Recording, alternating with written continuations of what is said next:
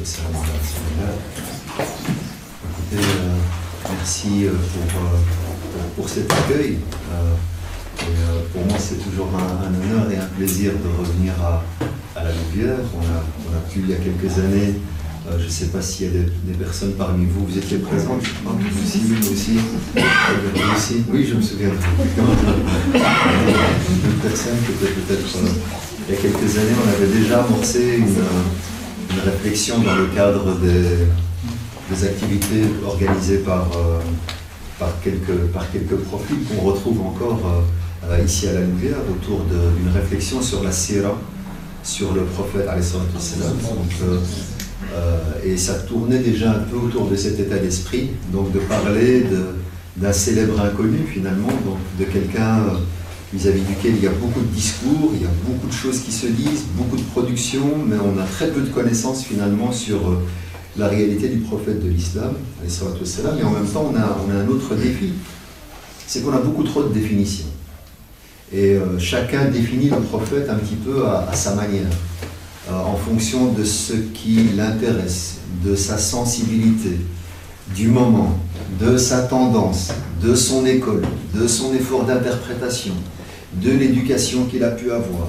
Et donc on a, si vous voulez, en circulation autant de prophètes qu'on a autant de définitions et d'images et de représentations de prophètes qu'on a de musulmans et de musulmanes. Et donc, à un moment donné, je pense qu'il est important de réfléchir un petit peu autour de tout ça, de déconstruire ça et de comprendre finalement, pourquoi parler du prophète alayhi salatu wassalam, pourquoi pas parler du Coran finalement, pourquoi pas parler de l'islam de manière générique et dire l'islam célèbre inconnu, pourquoi pas parler de si islam, pourquoi parler du prophète alayhi salatu wassalam. Parce que il me semble que c'est la pierre d'achoppement autour de laquelle tout tourne. La réalité du Coran a une réalité effective à partir de le fait que le prophète a été un des réceptacles du Coran. La pratique du Coran découle également du comportement et de la pratique du prophète de l'islam. Tout semble s'articuler finalement autour de lui. Et donc c'est un petit peu le passage obligé pour la compréhension de l'islam. C'est un petit peu le passage obligé pour la compréhension d'un savoir-vivre au quotidien.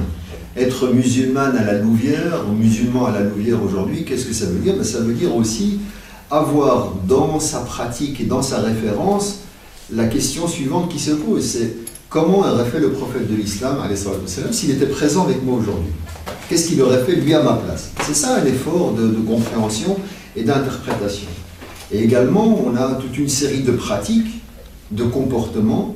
Lorsqu'on nous interroge, on nous dit « mais pourquoi vous faites ça ?» On dit « oui, mais chez nous, dans la tradition, le prophète de l'islam a dit ceci ou a dit cela. » Donc on réfère systématiquement, si vous voulez, à un moment de l'histoire. On réfère systématiquement à une personne dans l'histoire. On réfère systématiquement à un verset ou à une révélation, comme elle l'a interprété par les musulmans, une révélation du Coran, etc. Donc on réfère à un moment X. Et donc on renvoie à quelque chose.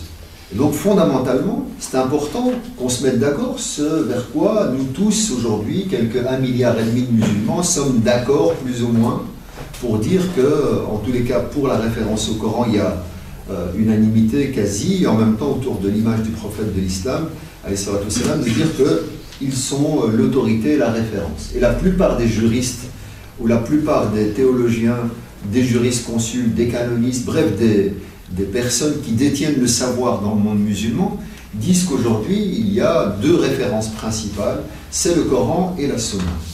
Le Coran qui est considéré comme étant la parole divine par les musulmans, et en même temps, la Sunna est considérée comme la traduction comportementale du Coran. Autrement dit, si tu veux comprendre comment fonctionne le Coran, regarde le prophète et tu vas comprendre la mécanique. D'accord ? Et donc, fondamentalement, ça nous demande une vraie compréhension de ce qu'il a été. Or, aujourd'hui, qu'est-ce que nous avons? On a en même temps beaucoup trop de choses et en même temps, on a très peu de choses. Beaucoup trop de choses par rapport à quoi? On a beaucoup d'informations sur le prophète, alayhi salatu wassalam. Aujourd'hui, on a trop d'informations. Si autrement dit, vous êtes aujourd'hui à la Louvière en 2000... on est en quoi? 2000 Je rigole, c'est une blague. On est en 2014 aujourd'hui et on a tellement je veux dire, de références, de hadiths, de traditions qui nous parlent et qui nous disent des choses sur le prophète de l'islam. On sait beaucoup plus de choses aujourd'hui que certains compagnons qui étaient du vivant du prophète de l'islam.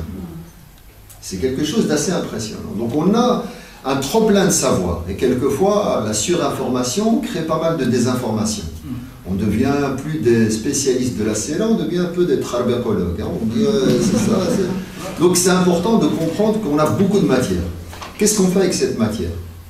Et donc ça, c'est un plus, c'est quelque chose de positif. Et la deuxième des choses, c'est comment est-ce qu'on va mobiliser cette matière-là pour comprendre ces hadiths, ces versets, comment reconstruire, si vous voulez, la cohérence de ce qu'a été la vie du prophète de l'islam. Parce que c'est ça au fond. Moi c'est très facile, je ne sais pas, vous appelez comment Mourad. Je dis Mourad va me donner une phrase aujourd'hui, on va chronométrer, il va me dire une phrase, dans 20 minutes il me dit une autre phrase, et dans 1 heure il me dit une autre phrase. Alors imaginez que c'est chaque fois dans un cadre cohérent. On est d'accord qu'on a joué un exercice.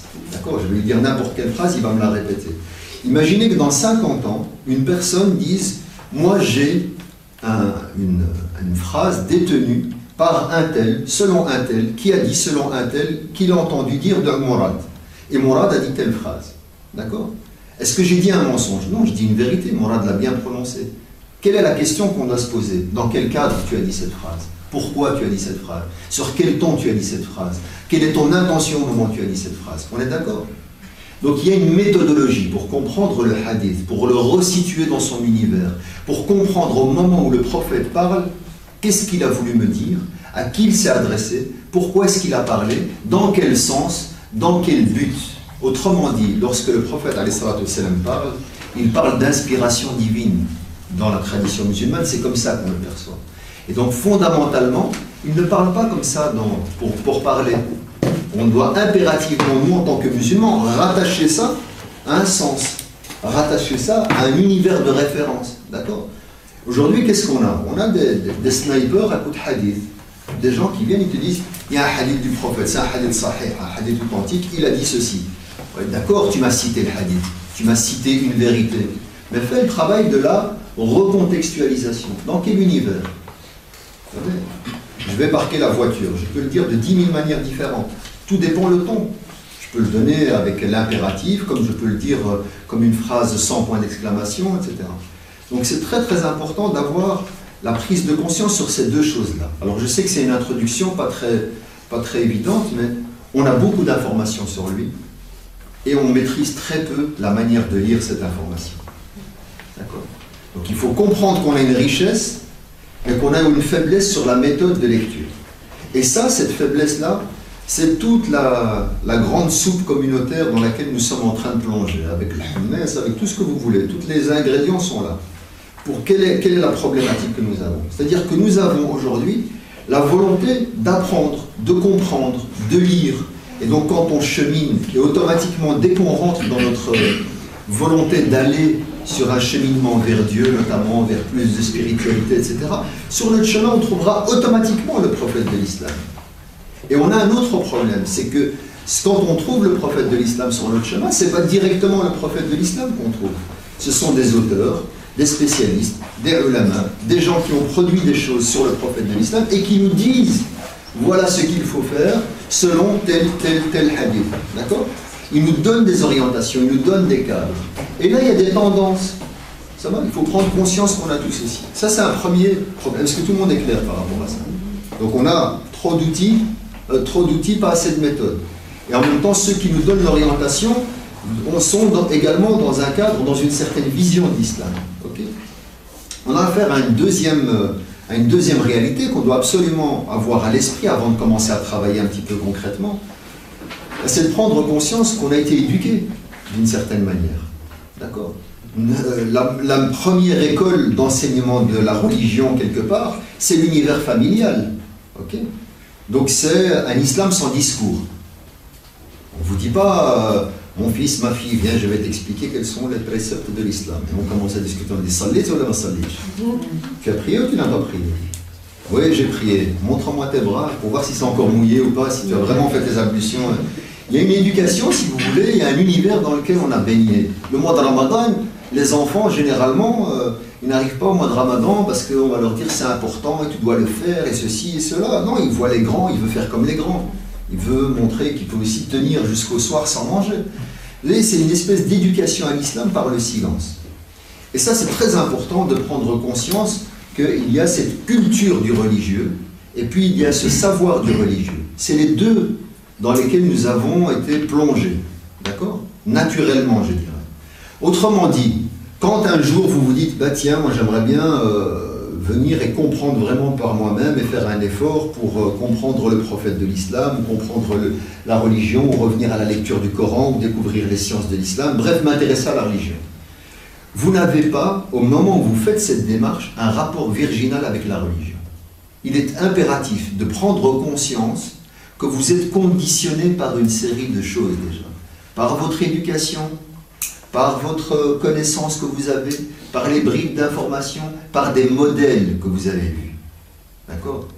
Autrement dit, je vais être un peu cru, autrement dit, quand tu parles de la prière et que tu traduis que c'est une dimension d'amour et de connexion à Dieu, c'est un discours important. Et si vous le vivez comme ça, tant mieux pour vous. Mais c'est très difficile pour quelqu'un de l'assumer, de le ressentir comme ça, si dans le cadre de son éducation, la transmission pour la prière a été une transmission contraignante. D'accord? Parfois même violente. Ok? Dis-moi quel est ton conditionnement quand tu étais enfant, et je vais te dire quel est ton rapport à l'islam aujourd'hui. D'accord?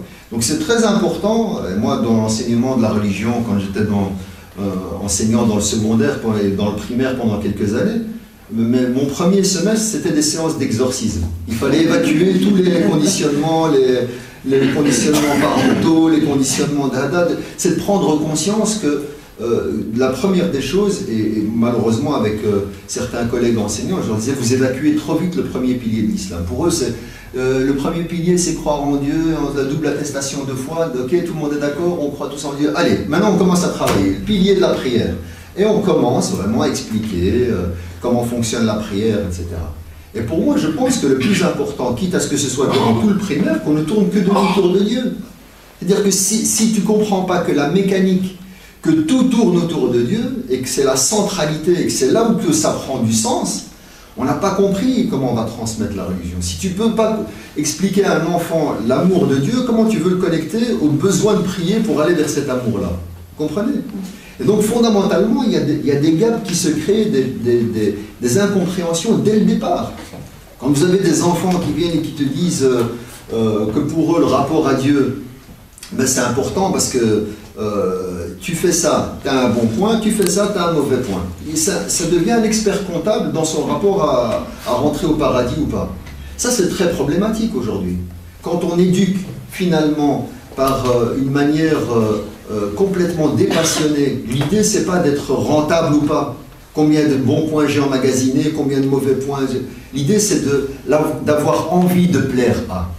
Vous êtes dans un autre rapport, de moins de contraintes, vous êtes dans un rapport de passion, d'ouverture, de quête vers Dieu, d'approche un peu jouissive. Je peux, moi, parler à Dieu. Apprendre à un enfant qui doit dialoguer, communiquer directement. Il n'y a pas de... Et nous, on pense qu'impérativement, dialoguer avec Dieu, c'est passer par le dua, et passer par le dua en arabe, et passer par le dua en arabe conditionné selon Soudaïs avec... Vous comprenez? Maintenant, tu te dis, tu as envie de dire des choses à Dieu, tu souffres, tu es triste, tu es angoissé, tu es content, tu es joyeux, explose directement entre toi. Vous comprenez? Ça, je pense que c'est une méthodologie qui a été enseignée par le prophète, c'est-à-dire qu'il a conservé le naturel qu'il y avait dans chacun d'entre nous et qu'il a accompagné les hommes à s'émanciper de tout besoin de l'autre. Vous comprenez? De tout besoin de l'autre, c'est-à-dire de nourriture par l'éducation vis-à-vis du jeune, de cadrer un certain nombre d'autonomisation de soi, de libération de soi. Le prophète est venu pour rendre les gens heureux et les libérer. Autrement dit, la religion dans laquelle nous sommes quelquefois aujourd'hui, elle peut nous poser des questions par rapport à l'émancipation des gens, le bonheur des gens. Est-ce que c'est ça qu'on offre? Est-ce que c'est la promotion? Ou est-ce que nous sommes dans une autre réalité? Donc moi, c'est pour ça que je prends autant d'approches un petit peu en préambule, en introduction, pour qu'on prenne conscience de tout ça. On ne peut pas parler du prophète de l'islam, en venant se plaquer sur quelque chose dont on n'a pas conscience. On doit avoir conscience de ça. Dis-moi quel est ton Dieu, je te dirai qui tu es. Dis-moi quel est ton Dieu, je te dirai quelle est la définition que tu as du prophète. Alors on peut dire, ah, Dieu c'est Dieu, qu'est-ce qu'il raconte celui-là? Non mais dis-moi, dans ta perception, à toi c'est quoi? Dis-moi. Donc si pour toi, Dieu n'attend qu'une seule chose, c'est que tu fasses un dérapage et que le jour du jugement dernier, il y aura un petit peu de passage obligé par quelques flammes et dans la tombe, on va vite te retourner pour te faire souffrir. Si tu penses que la représentation que tu as de Dieu, c'est le juge suprême qui attend pour te juger et t'attendre, ça c'est une définition que tu as. Et tu es Dieu, tu as la lumière de ce que tu te représentes de lui. D'accord? Si tu as cette image-là de Dieu, Dieu sera comme ça avec toi. Si tu as une image d'un Dieu miséricordieux, d'amour, de passion, de pardon, etc., il sera comme cela pour toi. Donc fondamentalement, c'est très important de dire quel est mon input de départ, mon point de départ. Autrement dit, j'ai envie de vous dire, le célèbre inconnu, le prophète alayhi salatu wassalam, vous n'allez pas le comprendre si vous ne rentrez pas dans la même matrice. Si vous ne comprenez pas que toute cette histoire-là, c'est une histoire d'abord de passion et d'amour. On ne peut pas comprendre. Quand on dit le prophète alayhi salatu wassalam veillait toute la nuit en prière, jusqu'au moment où ses pieds enflaient, etc. Et que même son épouse lui disait, mais qu'est-ce que tu fais au messager de Dieu, etc. Il lui répond, ne serais-je pas des serviteurs qui remercient? Il remercie. On est là, on dit, ah, tu vois, et toi-même, tu ne peux pas faire quand tu rentres à la mosquée. Vous voyez, on passe d'un répertoire d'amour, de dévotion, de passion, de don total de soi, etc. Ne serais-je pas de celui qui remercie? Il a envie juste de dire merci. Il est heureux de tout ce qu'il a eu, de ce que Dieu lui a donné, comme grâce, comme don, comme bénédiction. Et puis, on le ramène nous à quoi? À une posture du normatif. Et tu vois, chauffe. Ça, on te demande toi juste de regarde ce que... Et donc, qu'est-ce qu'on fait, nous? On commence à se mesurer par rapport au prophète de l'islam. Et quand on se mesure par rapport au prophète de l'islam, qu'est-ce qui se passe? Automatiquement et naturellement, on s'efface. Qui je suis, moi, par rapport au prophète? Hein? On se diminue. Et par rapport aux compagnons, on devient tout petit. Moi, je fais 2 mètres, mais je peux descendre encore. Hein? On devient tout petit. D'accord? Et donc, fondamentalement, qu'est-ce qui se passe? L'idée de se projeter vis-à-vis du prophète nous encourage à nous déprécier, nous. On s'apprécie moins, plus on lit le prophète, on se dit waouh. Alors que ça doit être le contraire. Plus le prophète était dans cet élan, il est un phare, il a été une lumière pour nous. Donc normalement, quand tu vois la lumière, tu sors plein de rayonnement, tu sors chargé, tu sors bousculé, bouleversé, enrichi, tu dis ah moi aussi, je cours vers. Nous, qu'est-ce qu'on fait? On se dit oh là là, on referme le livre. Bon, maintenant il faut aller payer les factures. Hein. Ouais, on revient sur Terre et on revient violemment sur Terre. Et ça, c'est très problématique, évidemment. C'est que l'entrée, notre manière d'entrer, elle est bousculée par notre conditionnement. Je vous l'ai dit, l'éducation, le fait qu'on ne maîtrise pas les données, il y a trop de données, et puis un tel il va te dire une chose, un autre il va te dire ça, l'autre il va te dire... Avec le même hadith, chacun il a un peu... Tu te dis, oh là, c'est trop compliqué ce truc. Tu ouvres, tu vois le côté un peu... de grandeur, etc., tu te diminues par rapport à ça, et donc fondamentalement, on a un problème. Alors le problème, pourquoi est-ce que le prophète alayhi salatu wassalam est pour nous, et on le considère comme un célèbre inconnu encore aujourd'hui? Parce que nous sommes passés à une nouvelle ère de l'islam. Aujourd'hui, il me semble, alors on pourra en débattre, en discuter, etc., c'est qu'on a affaire à un islam identitaire. Aujourd'hui, on est dans un islam identitaire. Alors que l'islam est un islam de spiritualité, de civilisation, évidemment d'affirmation de l'identité, de grandeur, etc.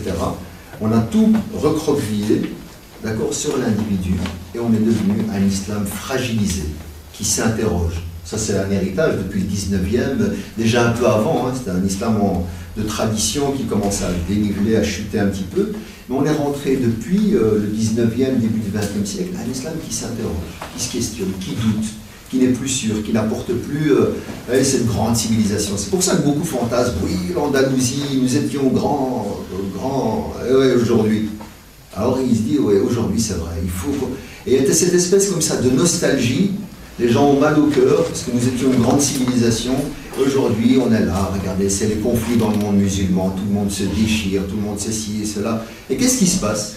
Il y a un focus sur ce qui va sauver les meubles. D'accord? Quand vous êtes fragilisé, vous devenez beaucoup plus prudent. Et donc, qu'est-ce que vous faites? Eh bien, vous fermez les portes, vous baissez les rideaux, et vous dites comment est-ce que je peux sauver les meubles? Par la pratique du normatif. Dis-moi ce que je peux faire et ce que je ne peux pas faire. Dis-moi ce qui est halal et dis-moi ce qui est haram. Et là, on devient une espèce d'islam code de la route. Et dis-moi, je prends la première à droite, non, première à droite, sud. Là, c'est le paradis, c'est tout droit. Et donc, on commence à te dire, à te mettre, si tu veux, avec un islam plein de béquilles, où dès que tu veux faire quelque chose, la première des choses, regardez vous-même, le réflexe que vous avez, c'est dit, attends, c'est halal ce truc, tiens, j'ai jamais entendu ça, hop. Et on a une mentalité qui a inversé les choses, c'est-à-dire qu'on pense que l'univers entier est haram, sauf ce qui est validé par le texte, d'accord? Or que c'est le contraire. À la base, tu as une marge de manœuvre, tu as une liberté, etc., sauf s'il y a un texte qui te l'interdit. Et là, le fait qu'on a inversé les choses, c'est une mentalité. On est dans une mentalité aujourd'hui du normatif, la norme, hein, le texte, il faut du légal. Est-ce que tu es sûr de ce que tu dis? Est-ce que, tiens, j'ai jamais vu ça, tiens, une nouvelle coupe, toi, est-ce que, je sais pas si c'est... il faut que je cherche un texte.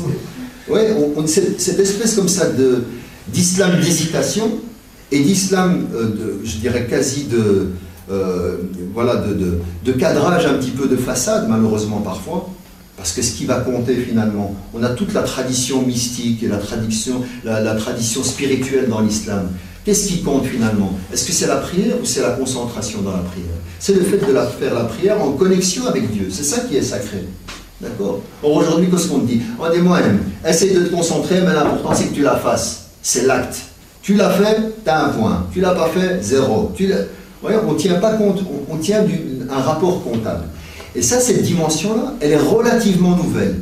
Elle vient évidemment dans différentes expériences de l'histoire de l'islam, mais pas de manière aussi forte. Aujourd'hui, on vit une période très très difficile.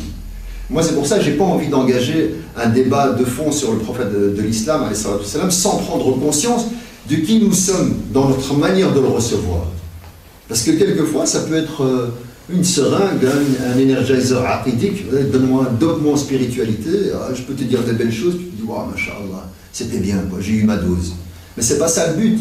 Le but, c'est de prendre conscience de notre état mental dans lequel nous sommes et impérativement de revoir et le Coran et la vie du prophète avec un regard rafraîchi, nouveau, d'accord, où on réapproprie notre propre responsabilité, où on prend conscience effectivement, notamment du discours d'Abu Bakr as-Siddiq lorsqu'il, à la mort du prophète et lorsqu'il vient annoncer la mort du prophète, qu'est-ce qu'il dit? Il dit, sachez que celui qui adorait le prophète est mort.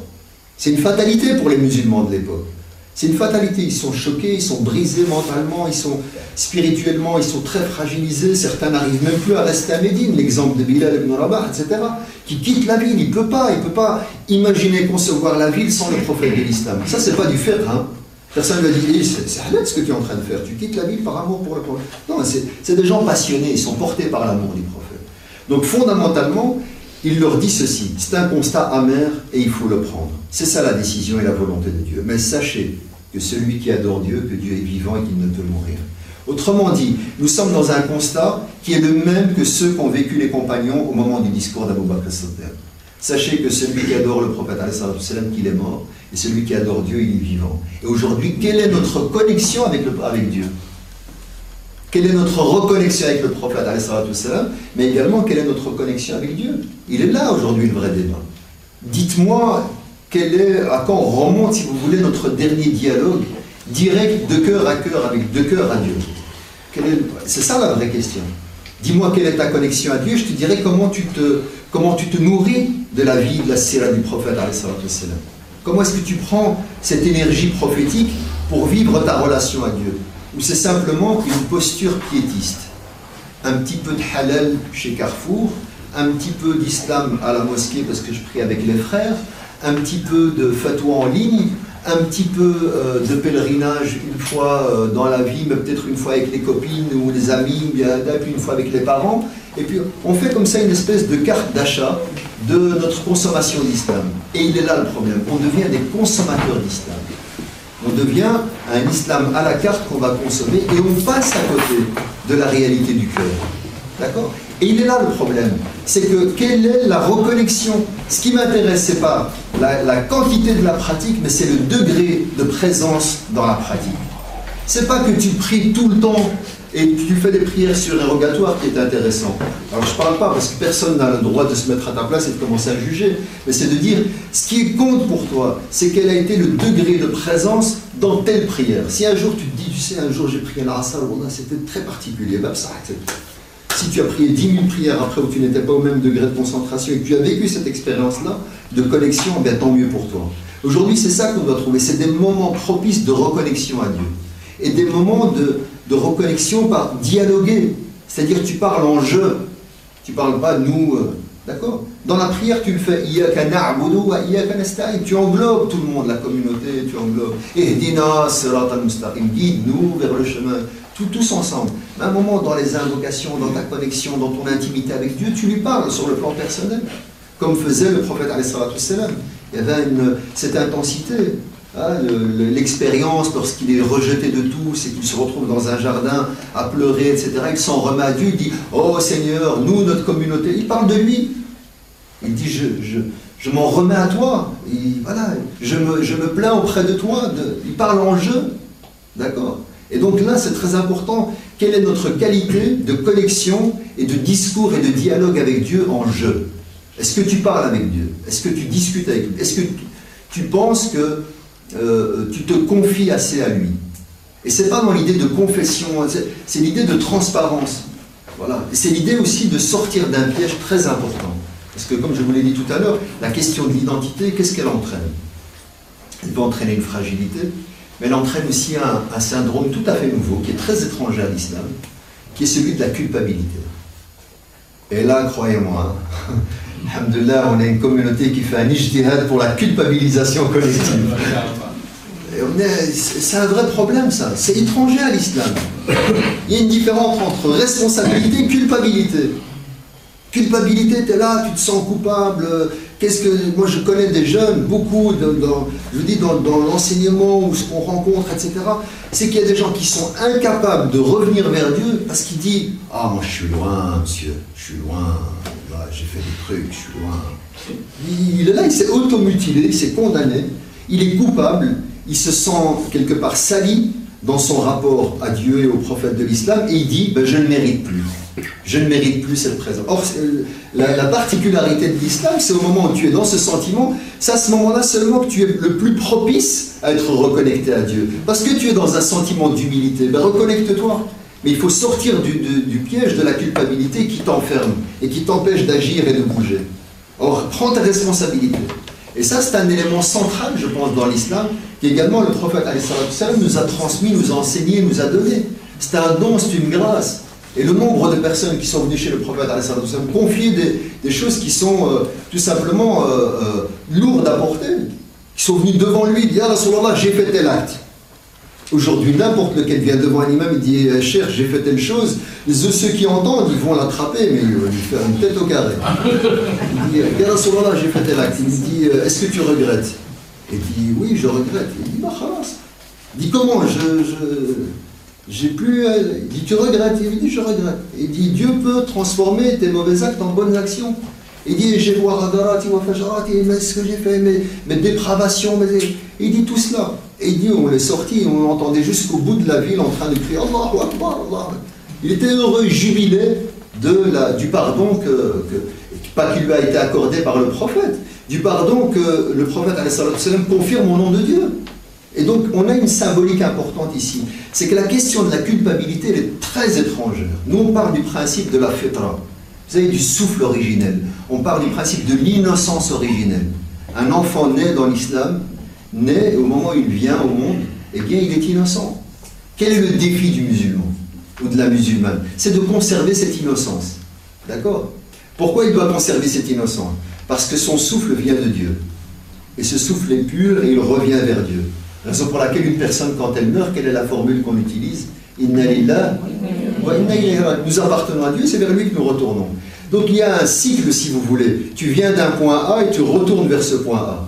Tu retournes vers Dieu. Donc quel est le défi? C'est au moment où Dieu t'a confié ce souffle entre les mains, eh bien c'est de le maintenir pur. Et de revenir comme tu as été créé. D'accord? Sur l'état de pureté. C'est ça la conservation.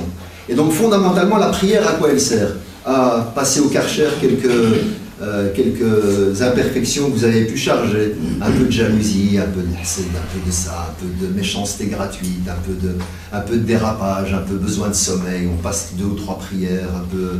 Voilà, tout ça. Et puis tu alourdis. Et donc la prière, hop, elle enlève un petit peu. Le jeûne, il enlève un petit peu. Le pèlerinage, il purifie. Tu remets à zéro les compteurs, hop. Et donc l'idée, c'est de maintenir ça.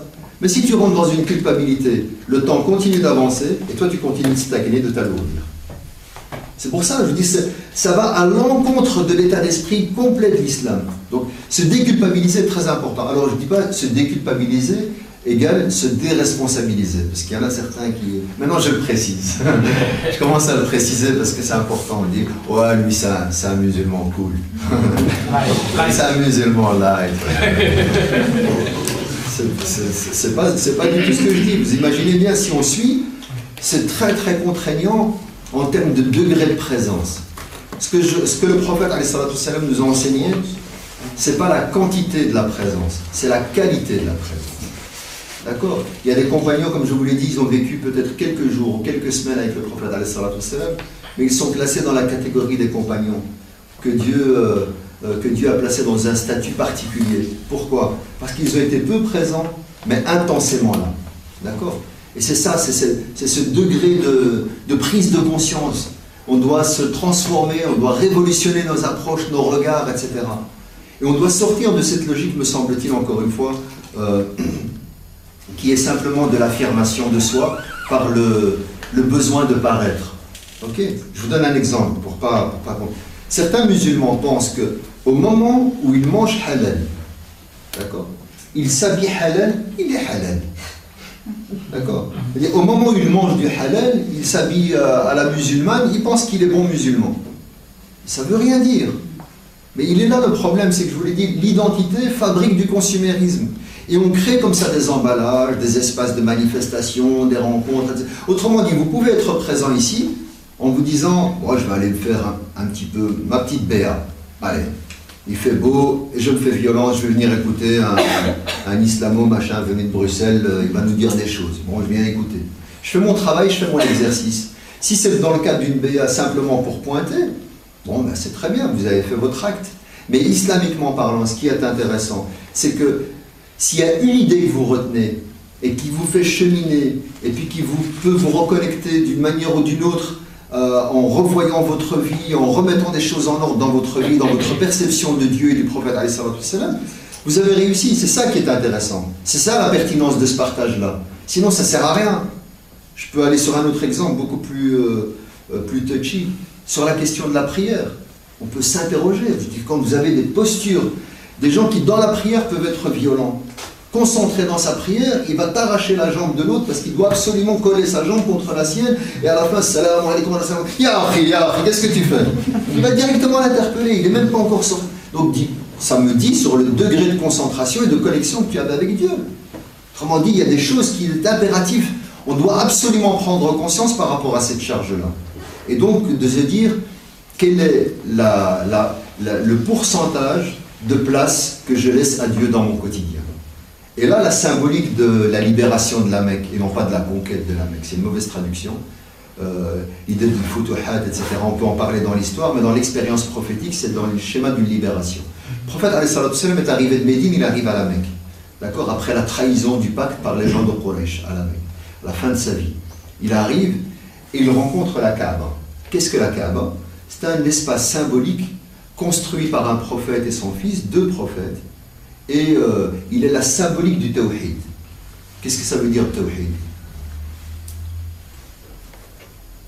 Au revoir. Vous n'allez pas le recevoir. La symbolique de l'unicité de Dieu. Donc la symbolique de l'unicité de Dieu. Les musulmans avaient un grand défi dans l'histoire. C'est qu'ils ont de l'amour pour Dieu et qu'ils veulent faire la plus belle représentation de Dieu. Le problème, c'est que Dieu est tout sauf la création. Où la création représente tout ce que n'est pas Dieu. D'accord ? Donc fondamentalement, rien ne peut servir à représenter Dieu. Et donc la meilleure manière de représenter Dieu dans la tradition de l'islam, c'est le vide. On ne représente pas rien. La Kaaba est vide. Okay ? Donc cette symbolique du vide présente la présence divine, etc. Et en même temps, on voit que quelques siècles plus tard, on a construit, installé, placé des idoles à l'intérieur de la Kaaba. Donc on a violé l'état d'esprit initial de la Kaaba, ce cube qui est placé en plein cœur de la Mecque. Le prophète de l'islam, qu'est-ce qu'il fait? Il arrive et progressivement, les idoles qui ont été greffées dans cet espace-là vont être ressorties. D'accord? Elles vont être expurgées. Qu'est-ce que fait le prophète de l'islam? Il revient à la nature première de la Kaaba. D'accord? Il purifie la Kaaba. il revient à sa nature première. Jamais on ne viole un espace, mais on lui redonne son souffle d'origine. Et le prophète, lorsqu'il vide la Kaaba, il vide la Kaaba de l'ensemble des idoles, elle retrouve son origine et sa nature première, et ceci, à mon sens, traduit l'exercice que nous devons faire chacun et chacune tous les jours par rapport à notre cœur. Le seul problème, c'est que le prophète, quand il a vidé la Kaaba, les idoles ne sont plus rentrées. Dans notre cœur, on est pas mal chargé d'idoles, et elles reviennent, il y en a qui ont la dent dure, il y en a qui s'installent dans les coins, etc. Donc le problème, c'est quoi? C'est d'interroger notre cœur. Est-ce que dans notre cœur est présent véritablement la réalité de Dieu? Est-ce que vraiment notre cœur bat, vibre par cette conscience et cette présence de Dieu? C'est ce que le prophète a installé comme projet à la Mecque. Pendant de 610 à 622, pendant cette période-là, la plus longue période d'ailleurs de la prédication du prophète, c'était de rappeler aux gens dites qu'il n'y a qu'un seul Dieu et vous aurez la félicité. Vous allez réussir. Vous allez comprendre quel est le sens de la vie. Vous allez comprendre, vous aurez un autre regard sur le monde.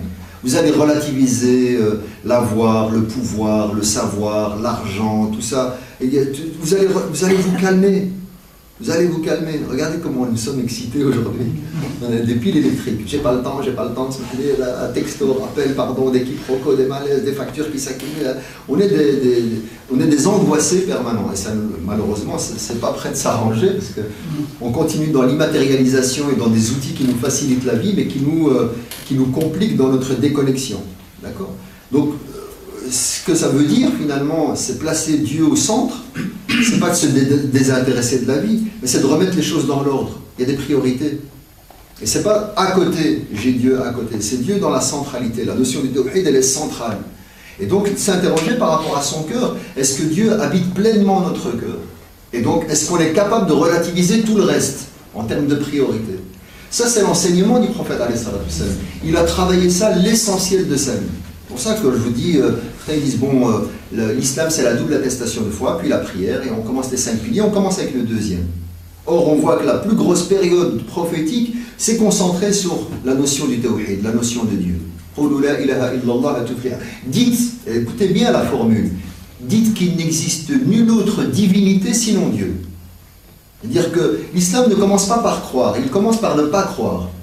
C'est une posture de la négation. Je suis convaincu qu'aujourd'hui, tout ça est relatif, n'existe pas. Il y a la centralité de Dieu. Autrement dit, on ne vient pas rajouter Dieu dans notre réalité. On fait un travail de nettoyage, en plus c'est le printemps, on fait un travail de débroussaillage, de nettoyage, etc., pour laisser seulement place à Dieu. Parce que un certain nombre de ulama parlent de la pratique de tahliya, le fait de faire le vide.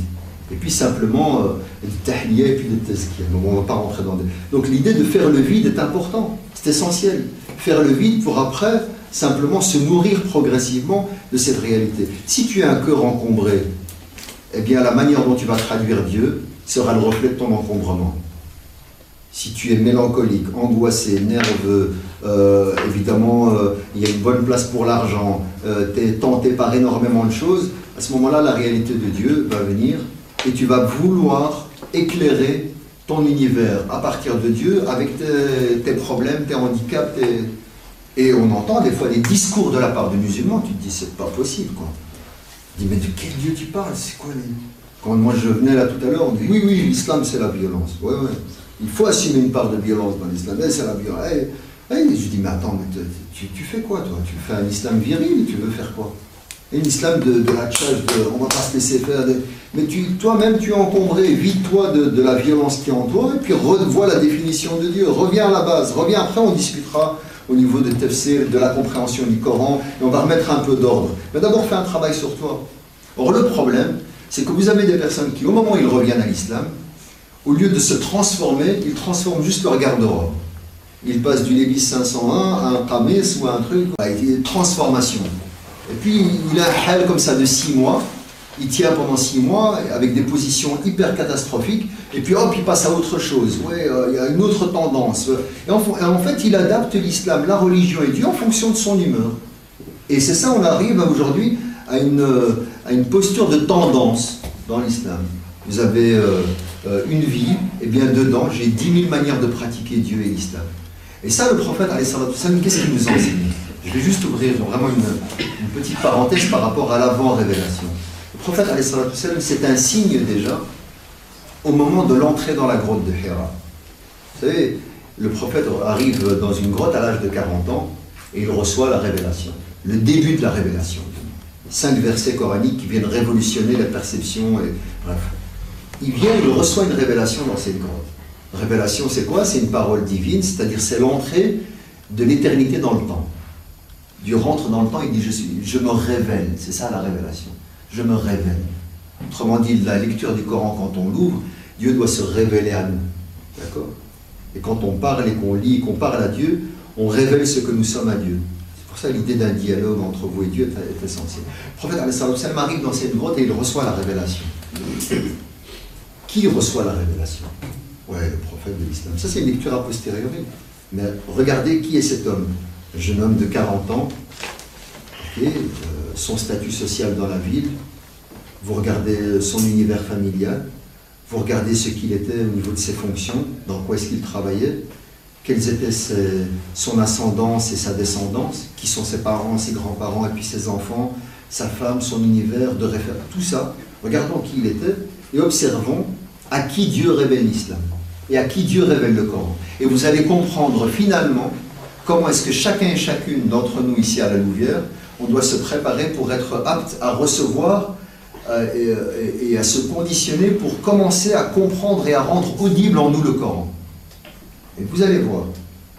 Eh bien, je suis désolé de dire ici que l'islam n'est pas fait pour des gens qui n'ont pas réglé leurs problèmes. Vous devez impérativement faire un travail sur vous-même, être libéré de vos entraves, libéré de vos angoisses, libéré de tout. Faites un vrai travail, faites-vous violence pour pouvoir commencer à comprendre l'islam. D'accord? Autrement dit, comme je vous dis, l'islam c'est fait pour rendre des gens heureux, mais c'est aussi pour accompagner des gens qui ont une vraie rigueur sur eux-mêmes et qui vivent un vrai bonheur aussi déjà. D'accord? C'est pas pour on n'utilise pas l'islam pour cacher nos angoisses. D'accord? On n'utilise pas l'islam par besoin et par le fait de vouloir se cacher. L'islam est un input, si vous voulez, est une connexion pour passer à l'action, pour apporter, contribuer, pas pour s'enfermer et être. D'accord? Je vous dis, c'est posture réactive. Aujourd'hui, je suis musulman, j'ai un qamis, j'ai ceci, cela, j'ai rien contre. Hein. Mais j'ai une apparence, j'ai la visibilité de la pratique de l'islam, mais au fond de moi, je sais pourquoi je l'utilise. Parce que je vis un échec scolaire et je casse avec tout, et de toute façon, ceux-là, ils ne vont rien nous apporter. Il y a le vrai, il ne reste plus que le sah. Ils pensent déjà de l'autre côté de l'avenir. Regardez rien que les ouvrages les plus classiques dans les librairies musulmanes, aujourd'hui en Belgique, à Bruxelles ou ailleurs, sur les 17 librairies musulmanes, vous allez voir les best-sellers. Quels sont les livres qui se vendent le plus? Et vous allez voir, il y a 2 catégories. Bon, il y a le mariage bienheureux, c'est tant mieux, voilà. Bon, mais il y a aussi l'ouvrage, le mariage malheureux, ça existe ça? Il y en a, ça c'est la réalité sociologique qui rattrape, ouais. Non, il y a les 10 signes de la fin des temps, et les supplices du tombeau, etc. Et en même temps, la sorcellerie, les djinns et les shayatins, et l'interprétation des rêves. Voilà. C'est-à-dire qu'on est des gens déconnectés. On est déjà de l'autre côté, dans l'avenir eschatologique, on se dit, tu sais ce qui va arriver là-bas. On est dans... vous connaissez la série Chéri, fais-moi peur. Il y a Allah, fais-moi peur. Voilà, on dit, regarde les livres, ceci, et le flamme, et ceci, et là. Il y a une espèce comme ça de projection qui révèle, si vous voulez, là on revient à la définition que vous avez de Dieu. Quand moi je discutais avec une personne, il dit non, on doit tous un petit peu cuire en enfer. C'est pas possible, tu rentres comme ça. Après ça, c'est ta conception. Si tu demandes à Dieu, demande le plus haut degré du paradis. Et voilà, ici on te dit, qui tais-toi pour demander le plus haut degré du paradis? Moi je sais.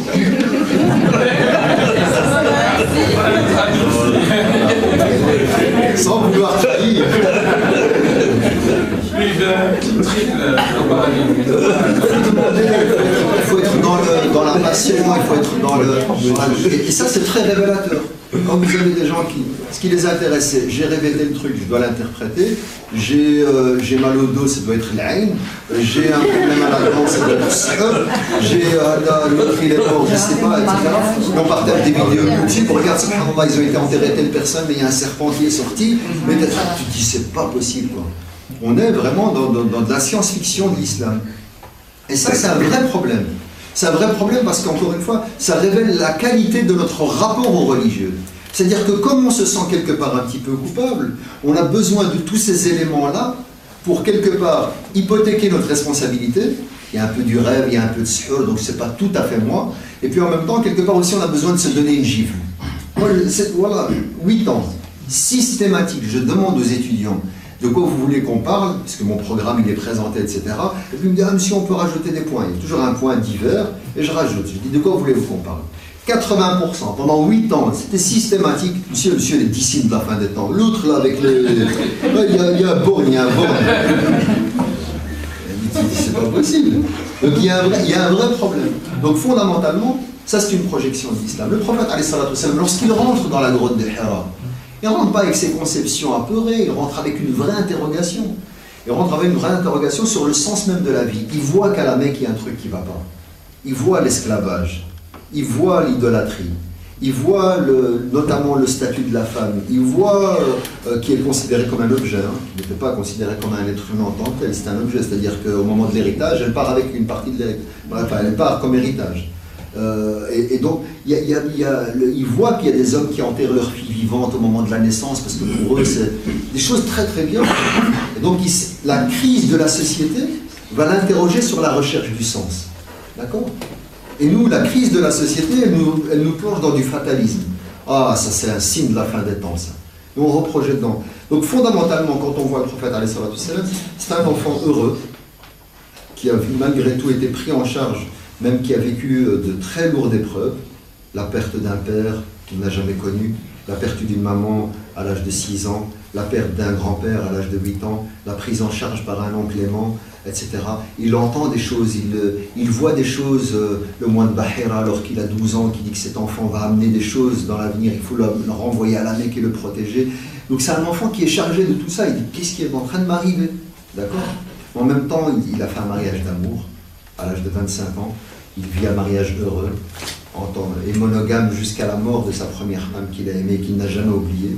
Il a des filles, d'accord, et ces filles lui apportent le bonheur que l'on connaît, on pourra certainement y revenir. C'est un homme qui a une notoriété, à l'âge de 35 ans, il arrive en plein cœur de la Mecque, aux alentours de la Kaaba. Il y a une dispute, ils se battent pour qui va remettre la pierre noire, symboliquement la pierre noire dans la Kaaba. Ils choisissent le prophète de l'islam au moment où il arrive, etc. Ils sont tous d'accord pour que ce soit lui qui va décider de comment la remettre, et il prend son manteau, il décide collectivement de la remettre, etc. Il trouve sa décision d'une grande sagesse. En même temps, c'est le banquier de la Mecque en termes de conservation, pas en termes d'exploitation. Sadiq al-Amin, quand j'ai quelque chose à confier, je te le donne, tu le gardes. D'accord? Et c'était le prophète qui avait ce rôle-là. Il était le véridique, un homme stable sur le plan psychologique, un homme stable sur le plan affectif, un homme stable au niveau de ses références et de son ancrage et de son histoire, un homme stable au niveau social reconnu par ses pairs, et il apporte une contribution à la société, et avec tout ceci, il sort et il s'interroge et il dit « ça suffit pas, il y a un problème de connexion et de sens ». Et en même temps, il est éduqué par une noblesse. Et son éducation fait qu'il est inspiré par l'Ahnaf, c'est-à-dire ces gens qui sont sur la trace de l'unicité de Dieu. Donc ça l'anime, ça l'habite, etc. Et il se retrouve dans une grotte, pour finir, avec des versets qui l'interpellent, qui le violentent dans sa conception et dans sa représentation. Et c'est petit à petit, un long travail, un long processus, qui va faire qu'il refuse, il revient, il se remet en question, il vit mal le silence du Coran parce qu'il reçoit des versets, puis il n'y a plus rien, et puis il se pose des questions, il y a beaucoup de crispation autour de ça, jusqu'au moment où il prend conscience que, voilà, c'est sa voie, il l'accepte, il se met sur le chemin, et il dit à son épouse, l'heure du sommeil est révolue. L'heure du sommeil, ça veut dire quoi?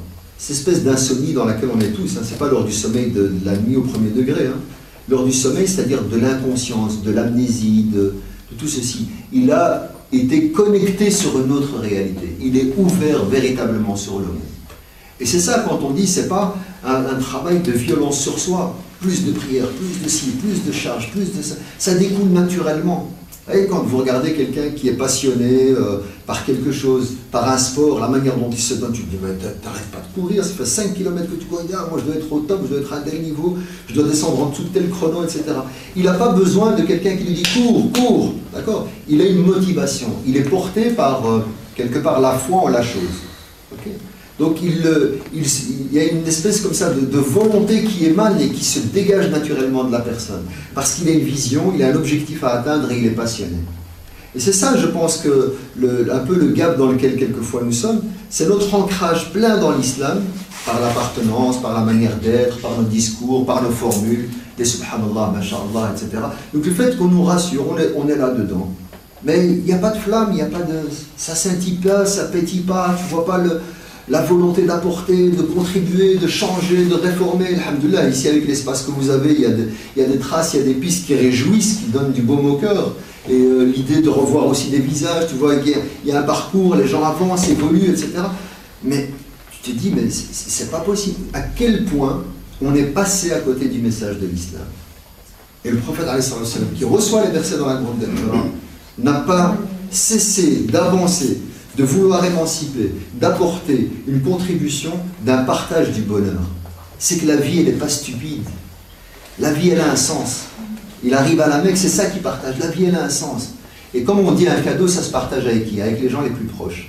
Regardez avec qui le prophète a commencé à témoigner, à rappeler l'islam, avec son épouse, avec son entourage le plus proche. Il a choisi, sélectionné des gens qu'il aime. Et ça, le partage de l'islam, c'est un don. Je te fais un cadeau. C'est dans l'intimité.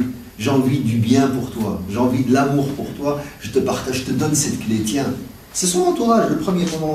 Les premières années, ça a été ça. Dans la discrétion, etc. Et puis ça s'est un peu élargi au niveau de sa famille. Au niveau de son clan, ça a été plus difficile. Et puis quand on a commencé à entendre le message de l'islam, on se dit, oulala. Les Arabes, c'est des calculateurs, hein, surtout les Qurayshites et les Mécois sont très violents. Hein, donc, quand ils entendent le discours du prophète de l'islam, ils savent qu'il dit une partie de la vérité, du moins. Et beaucoup sont convaincus qu'il dit la vérité. C'est là l'idée de l'kufr. Ce n'est pas la négation telle qu'on l'entendra plus tard. C'est là, ils savent qu'il est sur ce cheminement-là, ils ont difficile à l'accepter. Il dit, qu'est-ce qu'il est en train de faire? Il est en train de nous casser le business. Il y a des idoles, il y a des gens qui viennent de toute l'Arabie, ils payent de l'argent, ils viennent là, ils mangent, ils boivent, ils dorment, ils logent, etc. pour tourner autour de la Kaaba où il y a des idoles. Qu'est-ce qu'il est en train de nous dire? Il est en train de dire qu'il n'y a qu'un seul Dieu et tu n'as même pas besoin de venir jusqu'ici pour l'adorer. Il est partout. Et oh là là. Ils sont très... En plus de ça, ils ont été malins parce qu'ils ont lié le pèlerinage pour les idoles à la grande foire commerciale. Ils sont arrangés de trafiquer le calendrier et ils ont fait que les deux événements étaient en même temps. Qu'est-ce qui se passe? Ah ben c'était bankable pour eux, la grande foire, tu viens avec des chameaux, c'est du business et des dieux. Et donc ils ont lié. Quand ils voient qu'un homme qui émerge dans la société, qui est stable, fils de notable, petit-fils du chef de la Mecque, le neveu d'un grand dignitaire de la Mecque, un homme reconnu par eux, l'homme le juste, puis qui vient avec un discours qui va à l'encontre de leurs intérêts, ils ont commencé à rentrer dans un rapport d'hostilité. Petit à petit, d'abord on négocie. Qu'est-ce que tu veux? Tu veux les clés de la Mecque? Ils achètent son silence. Tu veux quoi? Tu veux des femmes? Tu veux devenir le chef de la Mecque? On te donne tout ce que tu veux. Il y a de la négociation, mais très violente. Et puis petit à petit, jusqu'au moment du rejet du prophète de la Mecque. Et pendant toute cette période de rejet, de tractation, d'insultes, de mépris, etc., qu'est-ce qui s'est passé? Il est resté avec la même constance. Dites qu'il n'y a nulle autre divinité sinon Dieu, et vous aurez la félicité. Et pour les Arabes, c'est pas compliqué de dire ça. Ils sont croyants, ils croient en Dieu, mais pas que. C'était là le problème. C'est-à-dire qu'ils ne pouvaient pas rentrer dans la première partie. La ilaha illallah. Ils disaient illallah, ouais, non, ils disaient Allah, mais ils ne disaient pas illallah, seul Dieu, seulement Dieu. Et c'est le problème de la négation. Ils ne pouvaient pas rentrer dans le fait de mettre les autres divinités sur le côté. C'était trop rentable, ou peut-être que des fois il y avait une dimension de conviction, mais toujours est-il qu'il est là le problème. C'est-à-dire quel est notre rapport au prophète pour dire que moi je suis rentré dans la grotte de Hira et que mon cœur aujourd'hui c'est la grotte de Hira, quel type de travail je fais?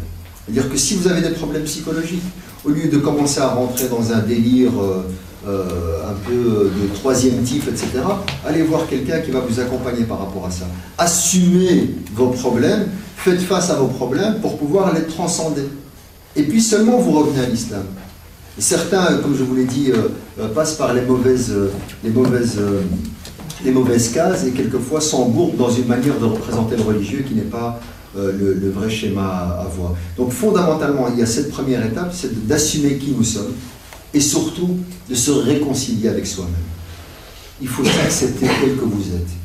Et aujourd'hui, on assiste à une sorte de formatage. D'accord? C'est-à-dire que je suis musulman, je dois commencer à parler comme toi, je dois m'habiller comme toi, je dois te ressembler. Il y a une espèce comme ça de lobotomie des personnalités. On oublie qui on est un petit peu pour quelque part ressembler un petit peu à tout le monde, rentrer dans l'ordre, rentrer dans la matrice de la Ummah. C'est facile, tu fais pas de mal. Qu'est-ce qu'a fait le prophète alayhi salatu wassalam? Il a enraciné l'amour de Dieu dans les cœurs et il a préservé la personnalité de chacun et de chacune. Abu Bakr, Omar, Aïcha, Fatima, tout cela avait chacun une personnalité très très différente. Il y avait des compagnons qui faisaient pratiquer une certaine approche très rigoureuse de ce qu'était le prophète par amour pour le prophète. Ils suivaient la trace, là où mettait le pied le prophète, ils mettaient le pied, etc. Par amour pour lui. D'accord? Et donc c'est un zèle passionné, et donc il voulait une fidélité. Tu en as d'autres qui avaient une personnalité qui était beaucoup plus indépendante. Tu en as d'autres qui avaient beaucoup d'humour, au point, quelquefois, c'était des choses catastrophiques, hein, ils faisaient des catastrophes. Et le prophète, quand il voyait ça, il riait.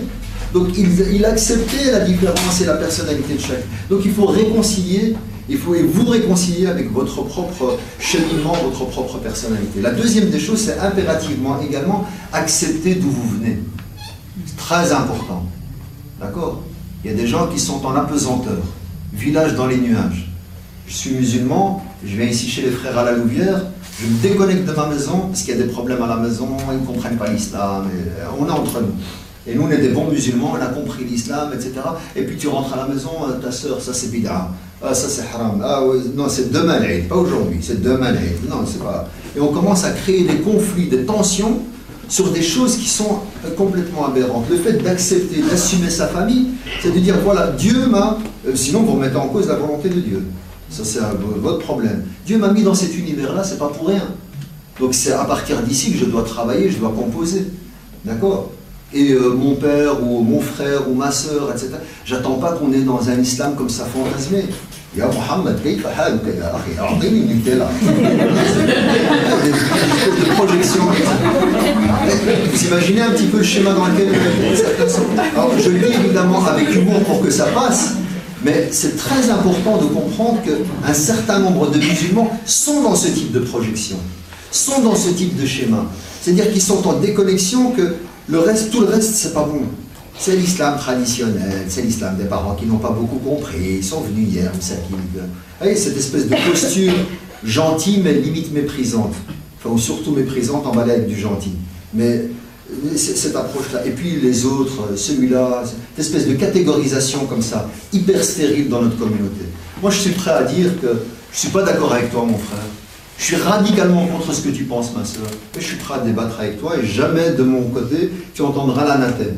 D'accord? L'anathème, c'est te rejeter. Tu n'as pas compris, tu es out. D'accord? Aujourd'hui, c'est ça la monnaie qui court. C'est Adam. T'as écouté qui?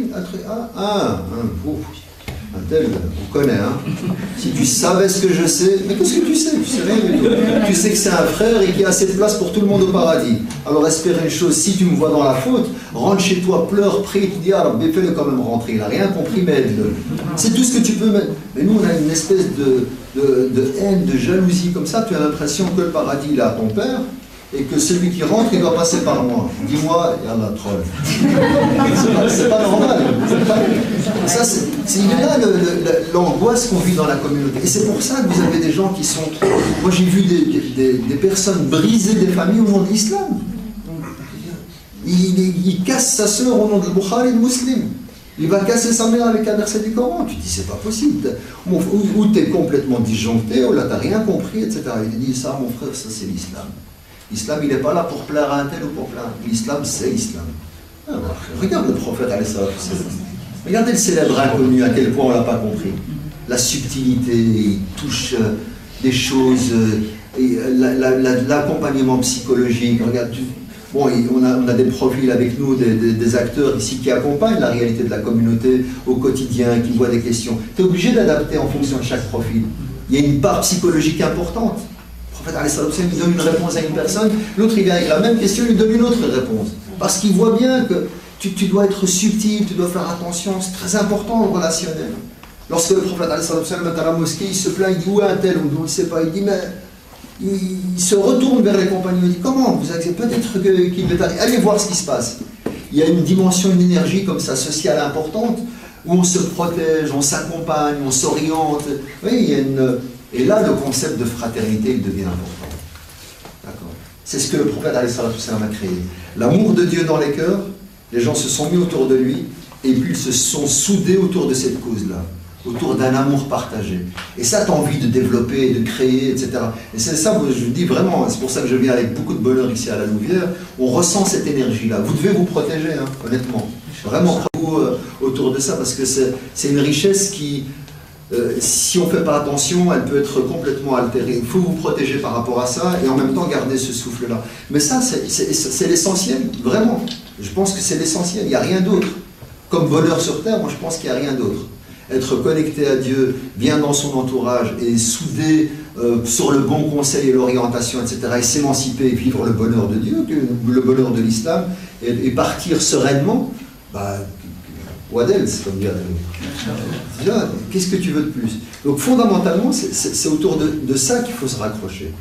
Et quand tu vois que dans le cadre de la fraternité, il y a des divergences, bah, tant mieux. Des divergences d'opinion, ce n'est pas des divergences de cœur.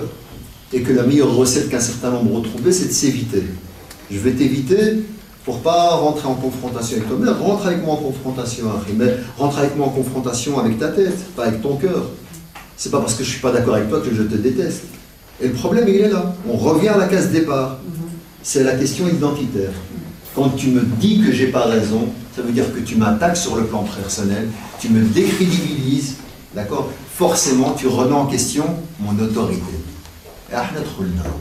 L'islam devient un enjeu de pouvoir. D'accord? Moi, je sais mieux que toi, moi, je sais mieux que toi. Et donc, fondamentalement, quand au sein des familles, vous voyez ce type de posture se reproduire, c'est très très grave. Parce qu'on ne respecte pas un des éléments qui est la grâce de Dieu sur chacun et chacune.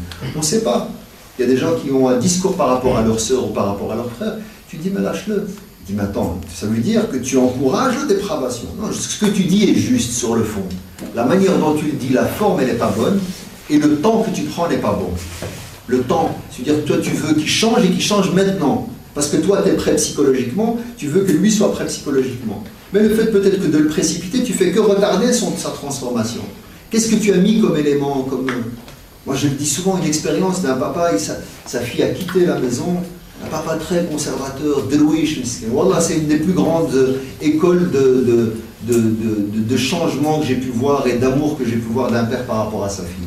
Elle est partie, la maman, elle est en colère, plus jamais, t'es ma fille, t'as quitté le foyer, là, elle pleure, voilà, tout le truc très maghrébin chez nous, voilà, elle témoignait de ça, de son impuissance, et bon, à sa manière. Et le père, il disait rien. Et le père, il est là, il dit, qu'est-ce que tu veux, ma fille? Et ils sont remis en connexion. Pendant 2 ans, elle avait disparu, elle n'avait plus de nouvelles.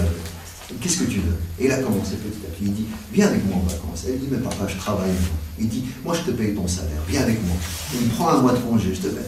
Wallah, je t'assure, pendant 6-7 mois, continuellement comme ça. Et il lui envoie des cadeaux, il lui envoie des fleurs, il lui envoie ci. Pour finir, quoi, elle a pu se reconnecter avec son père. Il dit, moi, qu'est-ce que j'ai encore sur terre? Il dit, la seule chose, c'est de partager l'amour que j'ai par rapport à ma fille. Et il dit, tu crois que j'entends pas tout ce qu'on dit sur moi? Le hajj flan, sa fille est partie. Tu crois bien? Il dit, ça m'intéresse pas. Il dit, moi, ce qui m'intéresse ici, c'est de récupérer cet enfant. Là, tu te dis, là, c'est des gens qui ont compris. C'est quoi le rapport à Dieu? Ils ont compris le message du prophète de l'islam, et ils ont réussi. Ils ont réussi. Et maintenant, il faut voir la relation qu'elle a avec son père, c'est quelque chose d'extraordinaire. Donc, pour moi, franchement, c'est une école. Et donc, quand tu vois, c'est quelqu'un qui n'a pas nécessairement de formation, quoi, mais il avait le bon input, le bon encodage, l'humilité. Je ne maîtrise rien. Et il me dit, quand je dis, voilà, c'est ce que Dieu m'a donné, c'est mon épreuve. Et il a accepté comme une épreuve. Vous comprenez? Quand vous avez certains qui, la facilité, il voit comment fonctionne sa famille, il claque la porte et il s'en va. Et puis il vient comme juge. Ça c'est haram. Pokémon, fatwa, interdit. Il devient voilà, un sniper du halal et du haram. Et tu dis, mais attends, c'est pas possible. Quel témoignage tu veux à ce moment-là transmettre? Quand toi t'es pas heureux, t'es nerveux, t'arrives comme ça avec une approche binaire, blanc ou noir, c'est comme ça, il n'y a pas d'autre posture. Tu discutes avec lui, tu discutes, tu veux parler en plus. C'est ça que tu veux pour ton frère et pour ta soeur. C'est quasi limite un discours, c'est de la da'wa menaçante. Il te braque avec des fatwas. Tu te dis, attends, mais calme-toi. Donc à un moment donné, tu dis, mais qu'est-ce que tu veux témoigner, me rendre heureux? Ben, prends une autre approche, une autre méthode. Et là, il est important de revenir encore une fois à la posture mohammedienne. Vous savez, la sérénité du prophète, c'était dans le fait qu'il savait vers où il allait et qu'il y avait une grosse charge à porter. Et c'est ça que nous devons impérativement retrouver. C'est évidemment au-delà d'une civilisation, d'une grande culture, etc. On est des gens de la lumière, mais on peut être aujourd'hui toujours connecté à Allah subhanahu wa ta'ala et au prophète. C'est avec ces yeux-là qu'il faut revoir la sira du prophète. Lisez-la, l'idée c'est pas de faire une présentation de la sira, l'idée c'est de partir sur quelques éléments qui font de la cohérence de l'islam et qui ont fait la cohérence du prophète. L'islam c'est pas une philosophie de l'être. D'accord? Je donne la ilaha illallah, je suis musulman. En plus. Certains sont comptables. Il y a un converti, masha'Allah, ouais, alhamdoulilah, tant mieux pour lui. Mais plutôt, ouais, ok, et alors? On a un problème de nombre, les mosquées, il n'y a pas de place, on n'a pas. Et alors, il se convertit. Admettons, tant mieux pour lui, d'accord, on est d'accord. Mais parce qu'on n'est pas dans une philosophie de l'être. Parce qu'indirectement, qu'est-ce que ça veut dire? Un converti, masha'Allah, on est sur la vérité. Regarde, même lui confirme qu'on est sur la vérité. Tu doutes? À un moment donné, il faut s'interroger. C'est toi qui fais. Donc, tant mieux pour lui. Continue de cheminer, toi, vers quoi tu chemines. Donc, fondamentalement, on n'est pas dans une philosophie de l'être ou du paraître. D'accord? On n'est pas dans le madar. Et le problème, c'est qu'on est beaucoup dans cette mise en scène. Un jour, quelqu'un m'a reproché, il me dit, ouais, c'est bien ce que tu as dit, mais tu devrais citer plus de versets en arabe, de hadiths en arabe. C'est bien. Je dis, mais est-ce que tu as entendu le contenu? Tout le contenu, j'essaie de l'appuyer en m'inspirant des textes et de... Il me dit, ouais, quand même. Un petit peu, comme on dit, un petit peu de... Ok, d'accord, on peut faire ça de l'apparence. On peut faire dans l'art de la représentation, il n'y a pas de problème. Mais si un discours s'y prête, bien sûr qu'il le faut. Il faut citer, etc. Dans un cadre pareil, moi, on échange fraternellement. Donc, c'est important de passer à cette philosophie de l'être et de l'apparence et de l'ada vers une philosophie de l'acte. Le plus important, c'est l'action. Et rappelez-vous à la Louvière, ce qu'on avait commencé ici, c'était qu'on avait lancé une série de séminaires sur la Sira, et de dire chacun d'entre vous, réappropriez-vous le prophète de l'islam. Voilà, qu'est-ce que tu vas faire, toi, pour une meilleure compréhension du prophète de l'islam? On était parti sur des projets d'écriture, une personne était partie sur un compte, une autre était partie. Chacun avait pris une initiative, et c'était très bien. Ça, c'est l'esprit de l'islam. C'est-à-dire que tu n'es pas dans l'inaction, ou dans la consommation, ou dans l'attentisme. Tu dis, bah, la Oumma ne va pas bien. Qu'est-ce que moi je fais? Voilà. Qu'est-ce que moi je fais? La Oumma, c'est quoi? La Oumma, c'est moi. Aujourd'hui, on est des Oummas individuels. Une communauté individuelle. Moi, je suis moi, et puis il y a mon entourage. Est-ce que j'apporte le bonheur chez moi, l'envie de respirer, l'envie de s'émanciper, l'envie d'ada? Est-ce que quand je sors de chez moi, j'ai une volonté de partager, d'action, etc. Ou bien je suis juste dans des campagnes islamophobie, de revendication, une posture guévariste comme ça, de revendication. Il faut transcender. Qu'est-ce que tu apportes? Quelle est la transformation que tu vas apporter, notamment sur ton entourage et sur la Louvière, dans la rue, C'est ça aujourd'hui la réalité du prophète. La contribution majeure, elle est là. Toute la période à la Mecque, et puis la transition vers Médine, ça a été construire une philosophie de l'être à la Mecque, c'est Dieu à la Mecque, et puis vivre Dieu à Médine. C'est ça, cette logique d'émancipation et d'ouverture, de construire avec une communauté, d'accompagner, d'être critique, orienté. Tout ça était présent. Quand vous relisez tous les détails de la Sira, vous allez comprendre que tout était avec une même logique et une même trame. Ne jamais oublier pourquoi vous êtes là. Ne jamais oublier pourquoi vous agissez. Ne jamais oublier que ce que vous devez faire, c'est impérativement vivre l'amour. Ça, tu dis à un maghrébin, vivre l'amour de Dieu et des tiens, c'est pas très... on sait. Il y a même une logique d'achoma avec Dieu. Non, parce qu'il faut. Non, parce que tu aimes le faire. On est dans un discours où tu dis les choses à Dieu. Et certains se braquent sur des formules, quelquefois toutes faites, parce qu'ils n'assument pas ce qu'il a sur le cœur, comment il a envie de le dire. Dis-le. Dis-le, brifia, en turc, en français, ou en wallon. Parle en benchois. Dites-le, mais dites-le avec le cœur. Allah subhanahu wa ta'ala ne regarde pas la diversité des langues, etc. Il regarde la qualité du cœur. Et donc, c'est pour ça que j'ai envie de conclure. C'est vrai qu'on est parti vraiment sur cette trame-là, mais de prendre conscience à quel point la réalité divine était présente dans la réalité mohammedienne. Et à quel point, pourquoi les compagnons du prophète venaient se coucher sur le prophète, pourquoi ils venaient s'approcher de lui, pourquoi est-ce qu'ils n'arrivaient pas à le quitter. Il dit, quand on est avec toi, on a l'impression de voir le paradis, d'être dans le paradis. Quand on te quitte, il y a cette nostalgie, parce qu'il leur donnait une énergie. C'est pas qu'il leur donnait un discours et des formules, et c'est comme ça, une posture piétiste. Il les libérait, ils vivaient, d'accord, à travers lui. Pourquoi est-ce que certains compagnons se roulaient du côté de la tombe du prophète, ils avaient tellement besoin de sentir cet amour et cette présence. C'est pas une posture piétiste, d'accord. Il y a une vraie passion, c'est ça, ils étaient passionnés. Et quel est notre degré de passion par rapport à l'islam, par rapport au prophète, et surtout par rapport à Dieu. Et donc c'est une vraie invitation à une libération.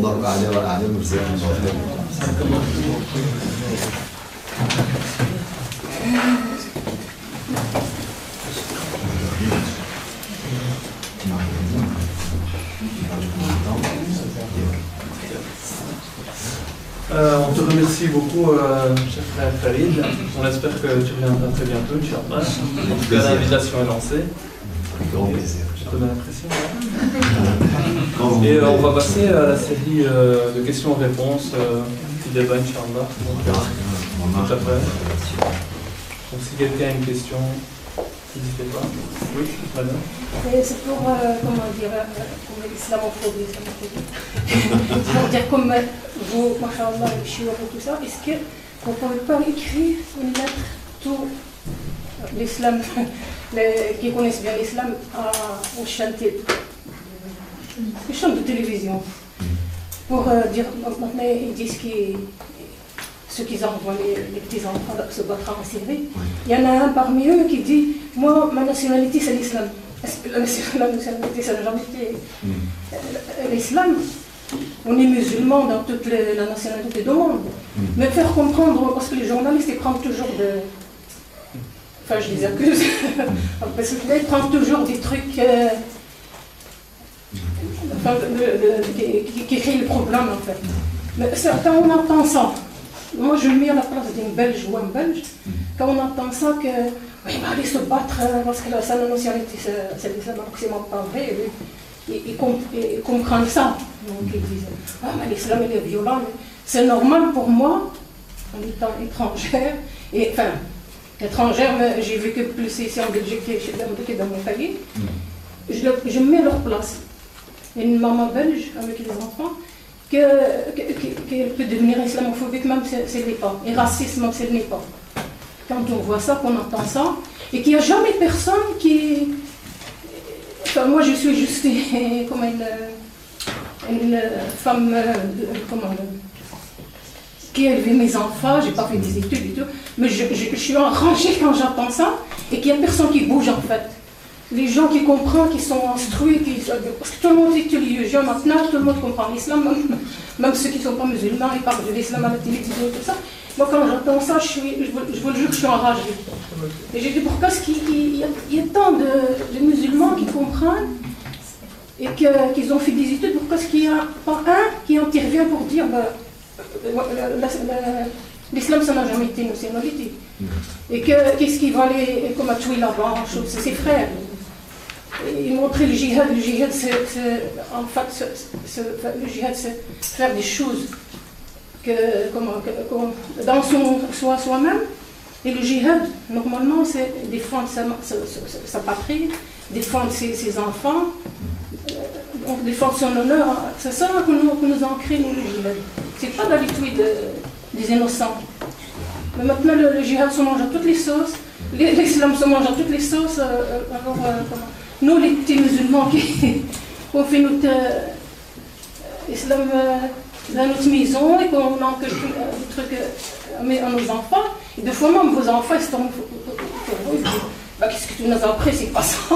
C'est pas ça. Donc c'est quelqu'un, donc je vous en supplie, entre vous, il y a beaucoup de chiours, machallah.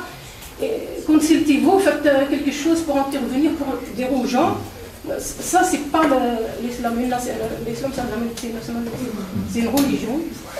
Et les djihad, ça n'a jamais été d'aller tuer les innocents. Mais malheureusement, les journalistes ne s'intéressent pas aux gens comme ça. Ils s'intéressent toujours aux gens qui rajoutent des buts sur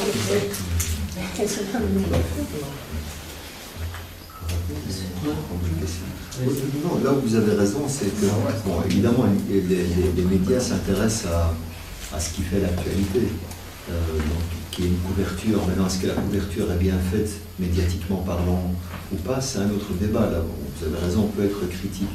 Là où vous avez aussi raison, c'est que le silence d'un certain nombre d'intellectuels, d'acteurs musulmans dans la communauté, etc., est très interpellant. Ce qui est partiellement naturel, parce que une communauté nouvelle, depuis quarantaine d'années, aujourd'hui en Belgique, dans le paysage, elle a toujours tendance encore à se construire, à bâtir, à se préparer, donc on ne communique pas beaucoup. Aujourd'hui, il y a un vrai défi, effectivement, c'est qu'il faut absolument donner une troisième voie. C'est-à-dire qu'on a telle réalité et puis telle autre, ben, il faut entre les deux donner une voie intermédiaire, sereine et en même temps citoyenne, exigeante et qui donne le reflet de la majorité.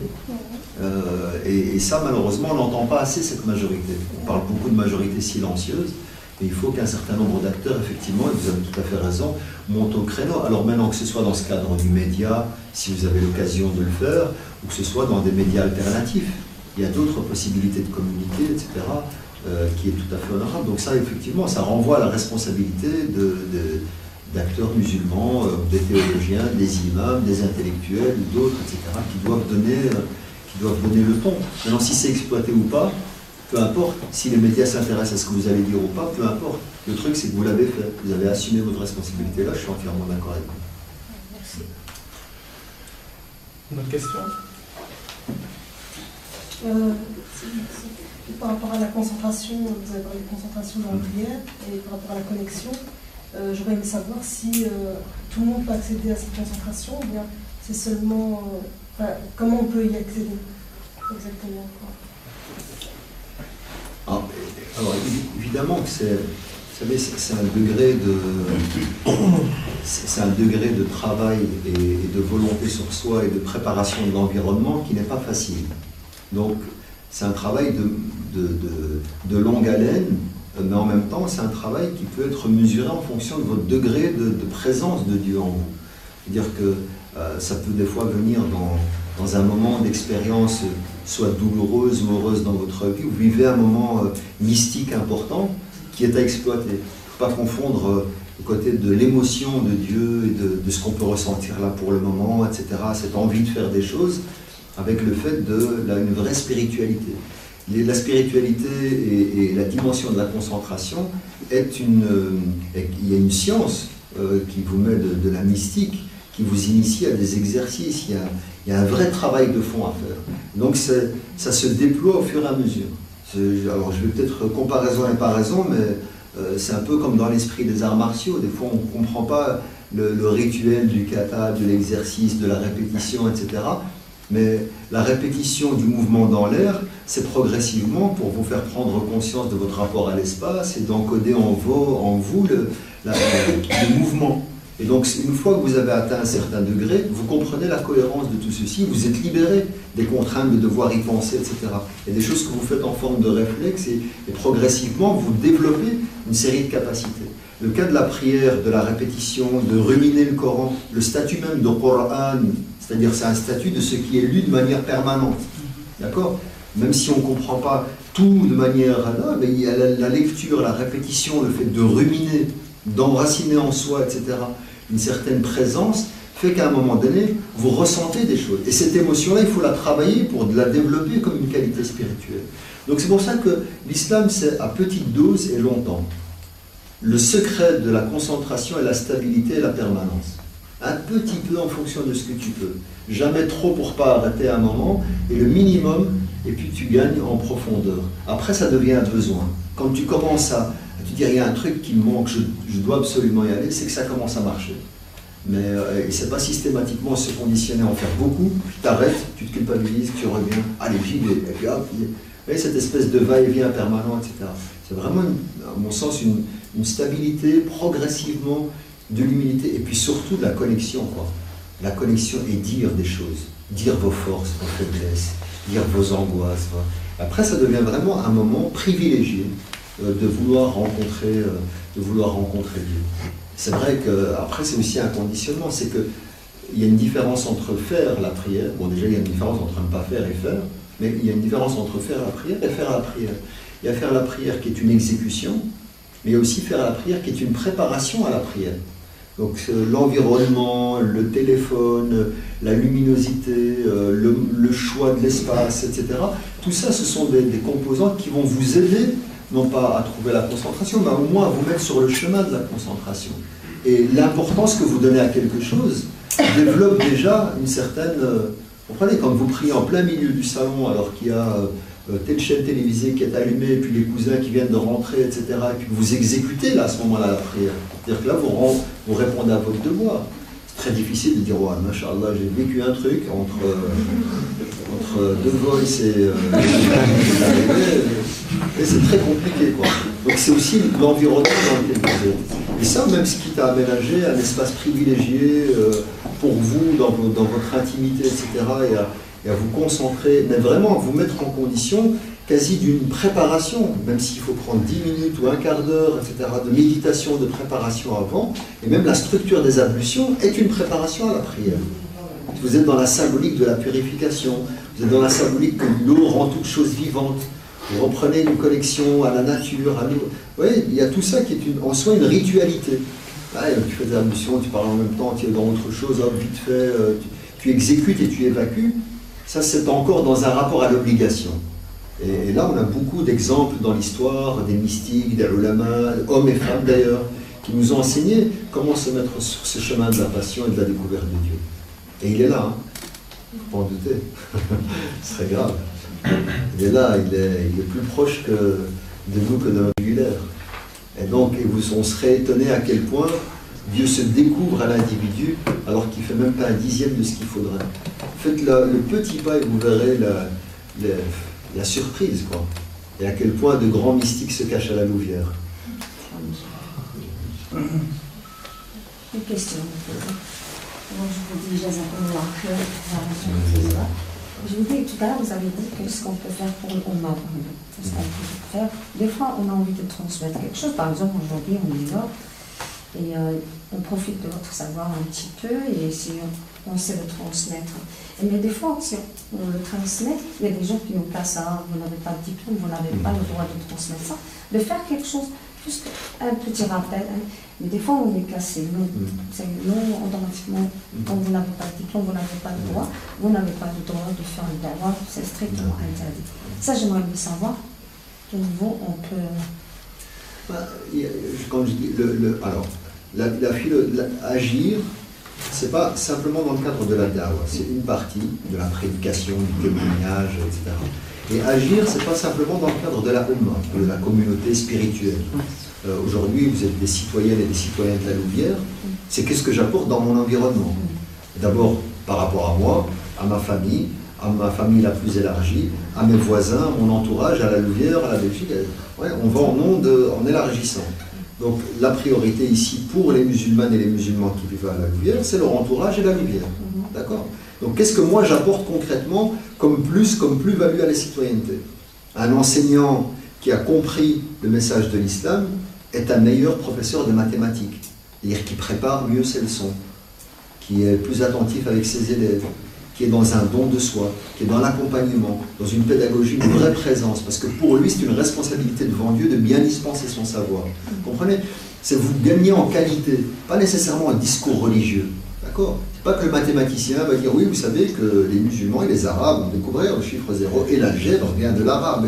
C'est pas ça, on ne demande pas d'islamiser le cours de maths, ou d'arabiser le cours de maths. On demande simplement qu'il fasse bien, qu'il devienne un homme qui soit إِلَّا الَّذِينَ آمَنُوا وَعَمِلُوا الصَّالِحَاتِ. Il est ici de salihat, sauf ceux qui ont cru et qui agissent de manière vertueuse et même quelque chose de salih, d'utile. L'utilité. Un musulman d'utilité publique. Voilà ce qu'il faut devenir. C'est ça la da'wah. Le sens de la da'wah, c'est qu'est-ce que j'apporte, qu'est-ce que je peux transformer en termes de créativité. Quand on parle d'une civilisation, les musulmans ont apporté énormément de choses, c'est-à-dire qu'il y a eu à un moment donné un engagement pour dire que voilà, le champ est ouvert. Tu veux apporte, contribue, traduis des livres, trouve, découvre par toi-même, etc.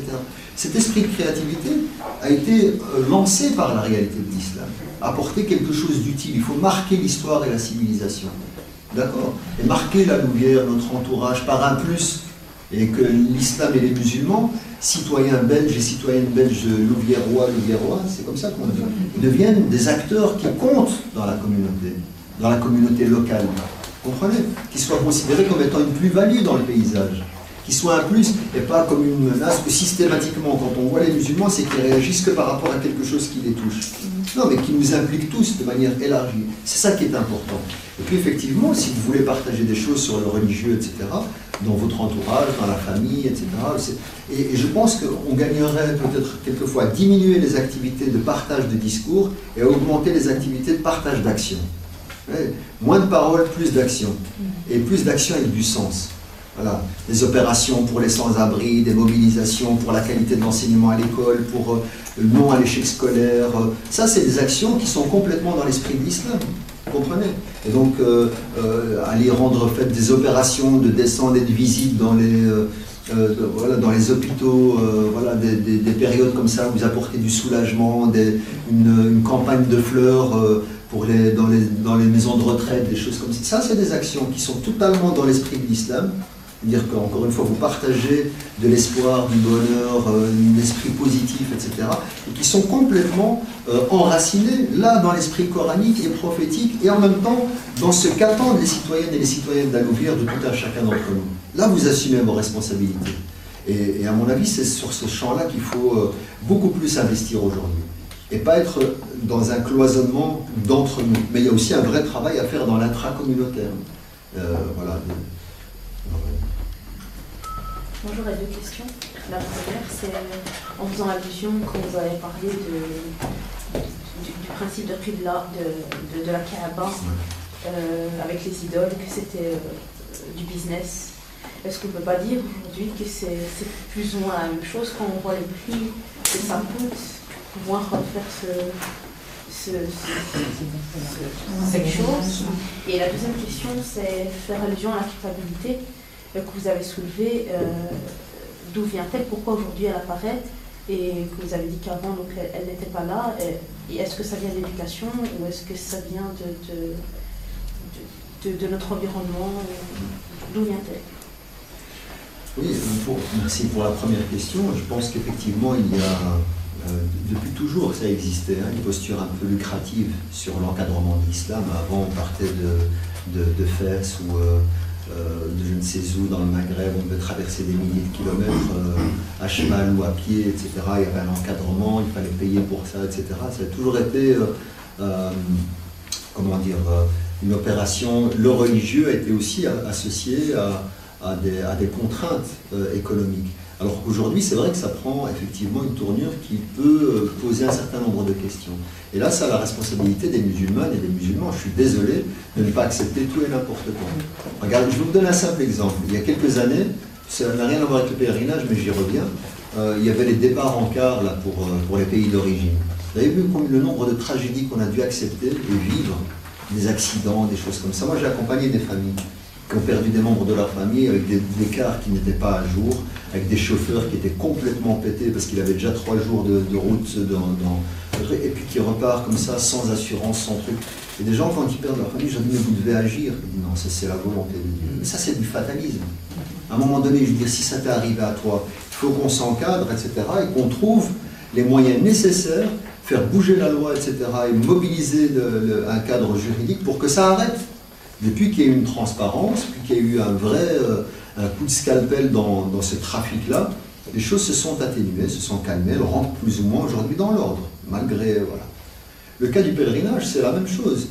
il y a des calculs, des experts comptables qui te disent je vais amener un pèlerin, je vais organiser tel truc, il suffit que je trouve des visas, etc. Il y a des encadrants et des accompagnateurs qui sont sans scrupules. D'accord, il faut le dire. Donc il y a eu de l'exploitation, il y a eu de l'abus. Il y a des gens à qui on promet moins et merveille là-bas, tu auras une vue sur Kaaba avec je ne sais pas quoi, et puis il arrive, il est jeté au fin fond de la Mecque dans un trou où il fait 65 degrés sous une tôle. Et on lui dit, mais c'est comme ça, tu es venu pour le pèlerinage, tu dois patienter, mon frère. Je suis sûr que tu reçois des coups de fil. Voilà, et il y a des gens qui sont sans scrupules. Alors, qu'est-ce qu'on va dire? Est-ce que l'homme qui est sans scrupules, est-ce que c'est une démarche islamique ou parce que ça touche au pèlerinage qu'il ne faut pas le faire?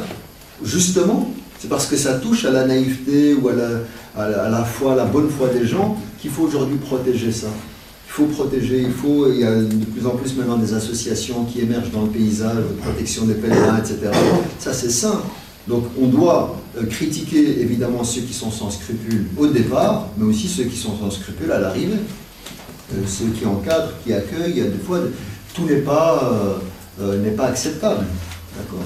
Mais enfin, il y a beaucoup de choses sur lesquelles on pourra revenir, notamment par rapport au pèlerinage et à ce que la Mecque est en train de devenir. Mais bon, voilà, il faut évidemment être vigilant et critique. Et certains pensent que quand tu critiques, tu affaiblis. Non, quand tu critiques, tu renforces.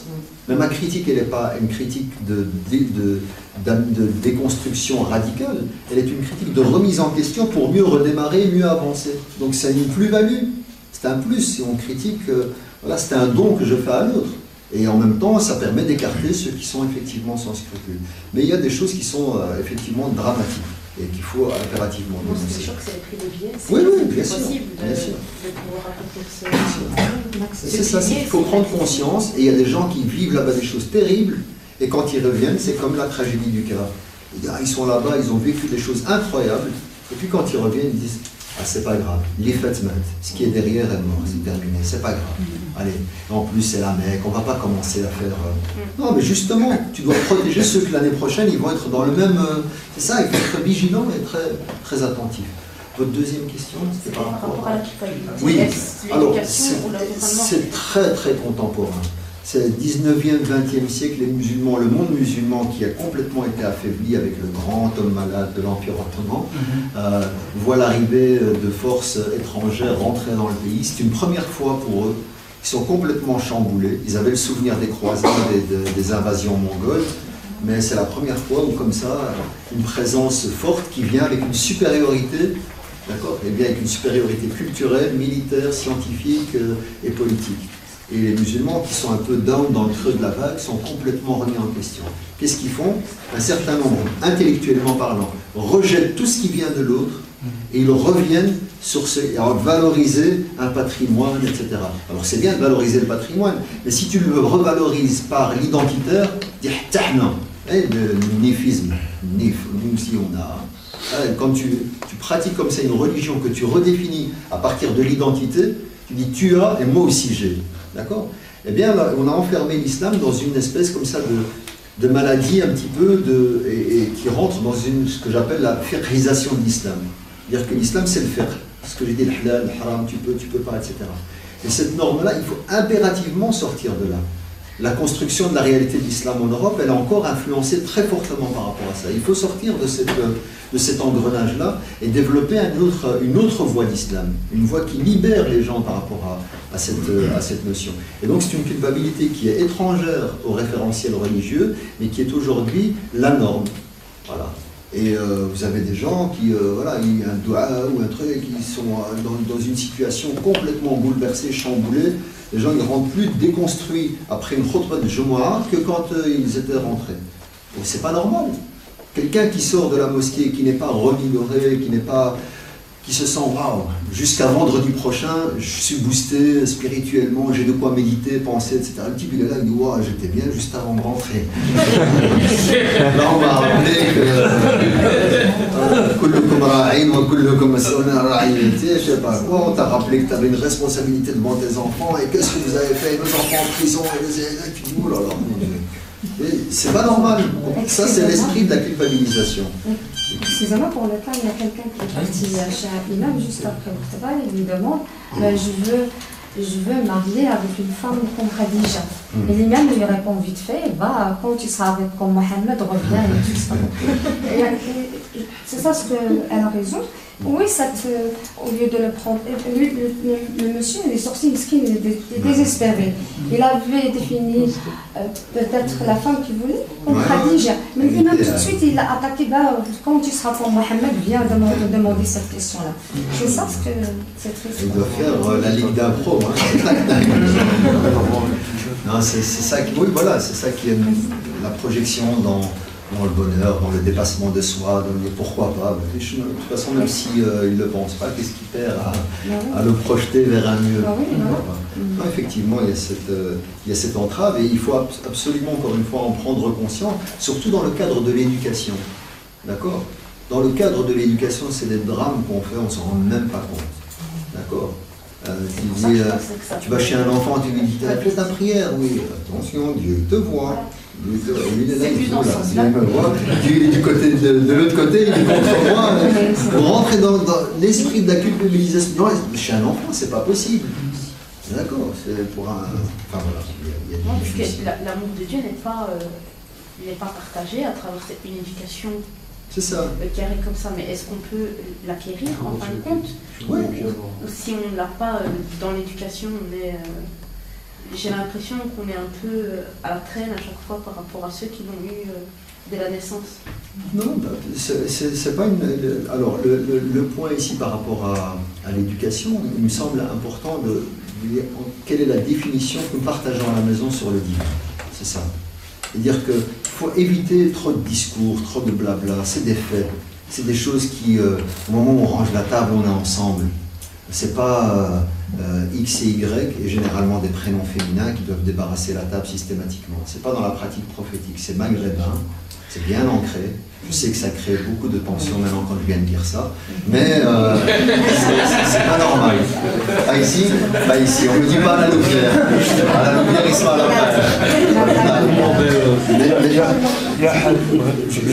donc le prophète n'est pas dans ce schéma-là. C'est-à-dire que là, qu'est-ce que vous transmettez? Vous transmettez l'esprit d'inégalité, l'esprit de solidarité, pour rien, vous n'avez rien. Vous avez ramassé la table ensemble. D'accord? Ça, cet islam silencieux est un islam qui doit impérativement revenir.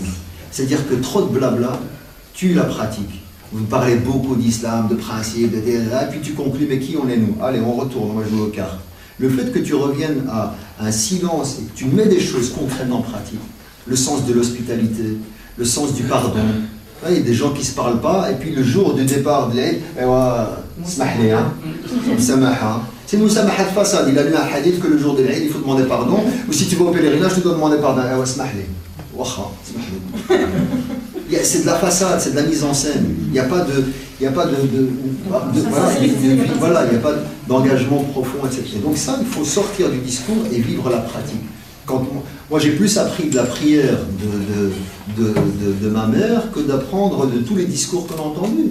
Dire quand nous, on est là, on débat, t'as 16 ans, tu débats, l'islam, la pratique et tout, et puis tu rentres 2h du matin, boum, t'es KO, et puis t'entends grincer à 5h du matin les escaliers, toi t'es là, tu dors, et elle t'a donné c'est la régularité, la permanence, la stabilité, je parle pas beaucoup, mais j'agis, je pratique, toi t'es dans tes contradictions, dans tes grandes envolées lyriques, et après t'es rattrapé par le terrain. Ça oui, aujourd'hui quand on voit les alliances entre amis, excusez-moi, parce que quand on voit les relations fraternelles, on a plus de vocabulaire de fraternité que de réalité de fraternité.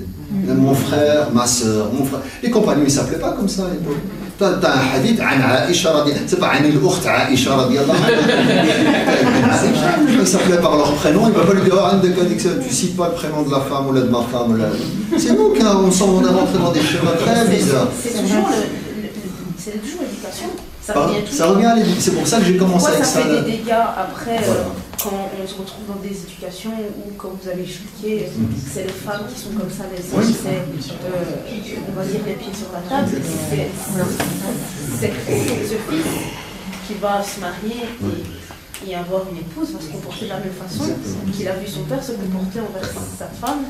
Enfin, j'ai l'impression que c'est une chaîne qui... C'est pour ça que c'est important, excusez-moi, c'est pour ça que c'est important, que je vous donne la parole, de prendre conscience, quand vous avez des personnes qui sont en rupture de la pratique, de ne pas les juger. Parce que tu ne sais pas pourquoi il a été conditionné. Tu ne sais pas ce qu'il a traversé. Et tu ne sais pas si lui, il a bien compris que l'éducation qu'il a eue, c'est une chose, et l'islam, c'est autre chose. Pour lui, c'est une confusion. D'accord? Pour lui, le père ou la mère, ça c'est l'islam. Oh, la religion, oh. D'accord? C'est une tradition, c'est tout ça. Et donc il y a des gens qui sont en rupture parce qu'ils ne comprennent pas ce qui leur est arrivé et n'ont pas encore pris assez de temps pour décanter, comprendre, etc. et se réconcilier. Et donc c'est un long travail, c'est un long process qui ne nous appartient pas. On est juste là pour donner quelques éléments. Je voulais te demander, il y a un hadith qui parle de 0 à 7 ans, rigoler avec eux, les enfants, et de 7, je crois, 12, de les éduquer, et s'ils font pas la prière, de les frapper, non? Je sais pas, si je me trompe, j'ai entendu parler d'un hadith. Je ne sais pas s'il est vrai ou faux. Alors, effectivement, il y a un hadith sur le fait du processus d'accompagnement dans la prière. Il y a le fait de l'apprentissage par l'imitation, et puis après, petit à petit, la responsabilisation. Et puis, il y a le coup d'arrêt final, qui est le fait de frapper pour prier. Alors, moi, j'ai un problème avec ça, évidemment, parce que deux choses, en observant est-ce que le prophète a frappé ses enfants pour la prière ou pas. Moi, je n'en retrouve pas, ni ses petits-enfants d'ailleurs. Donc, et puis, on retrouve d'autres versets, par rapport à ça. On retrouve des versets qui parlent également de la notion de darb. Alors, notamment, daraballahu mathalan. Dieu a frappé. Alors pour moi, je le traduis, le hadith en tout cas, par l'interpellation. Le fait de frapper quelqu'un, c'est l'interpeller. C'est-à-dire lui faire prendre conscience que maintenant, ça c'est quelque chose d'important. C'est-à-dire que l'imitation et puis progressivement l'éducation d'heure, aujourd'hui il y a une responsabilisation pour prendre la notion de la pratique. D'accord? L'interpellation. Et ça me semble être essentiel. Frapper l'esprit de quelqu'un, c'est ça que ça veut dire. C'est pas assumer une partie de la violence physique. D'accord? Moi, je suis radicalement fidèle par rapport à ces principes-là de l'islam. Ni violence à l'égard des enfants, ni violence à l'égard de la nature ou de l'altérité ou des autres, ni violence conjugale. Tout ça, c'est islamiquement interdit. Maintenant, s'il y a autre chose qu'on peut entendre, moi, je suis prêt à l'écouter. Et peut-être pas la question. C'est vrai que c'est la compréhension faite du hadith qui est mal interprétée. Ouais. Alors. Ouais. Mais c'est du l'islamo-fast-food. C'est tu lis, boum, c'est simple, c'est ça. C'est clair, c'est l'interpellation. Ça veut dire ça, c'est ça. Point, vite fait, bien fait. Tu veux quoi? Tu veux un autre hadith? Tu veux un hadith pour frapper les femmes? Il y a un verset, je te le donne. Voilà, frappez-les. Qu'est-ce que ça veut dire frapper-les? Tu as vu toi le prophète lever la main? Tu vas te dire, mais ça c'était le prophète. Ça c'était les femmes du prophète. Voilà qui me viennent là.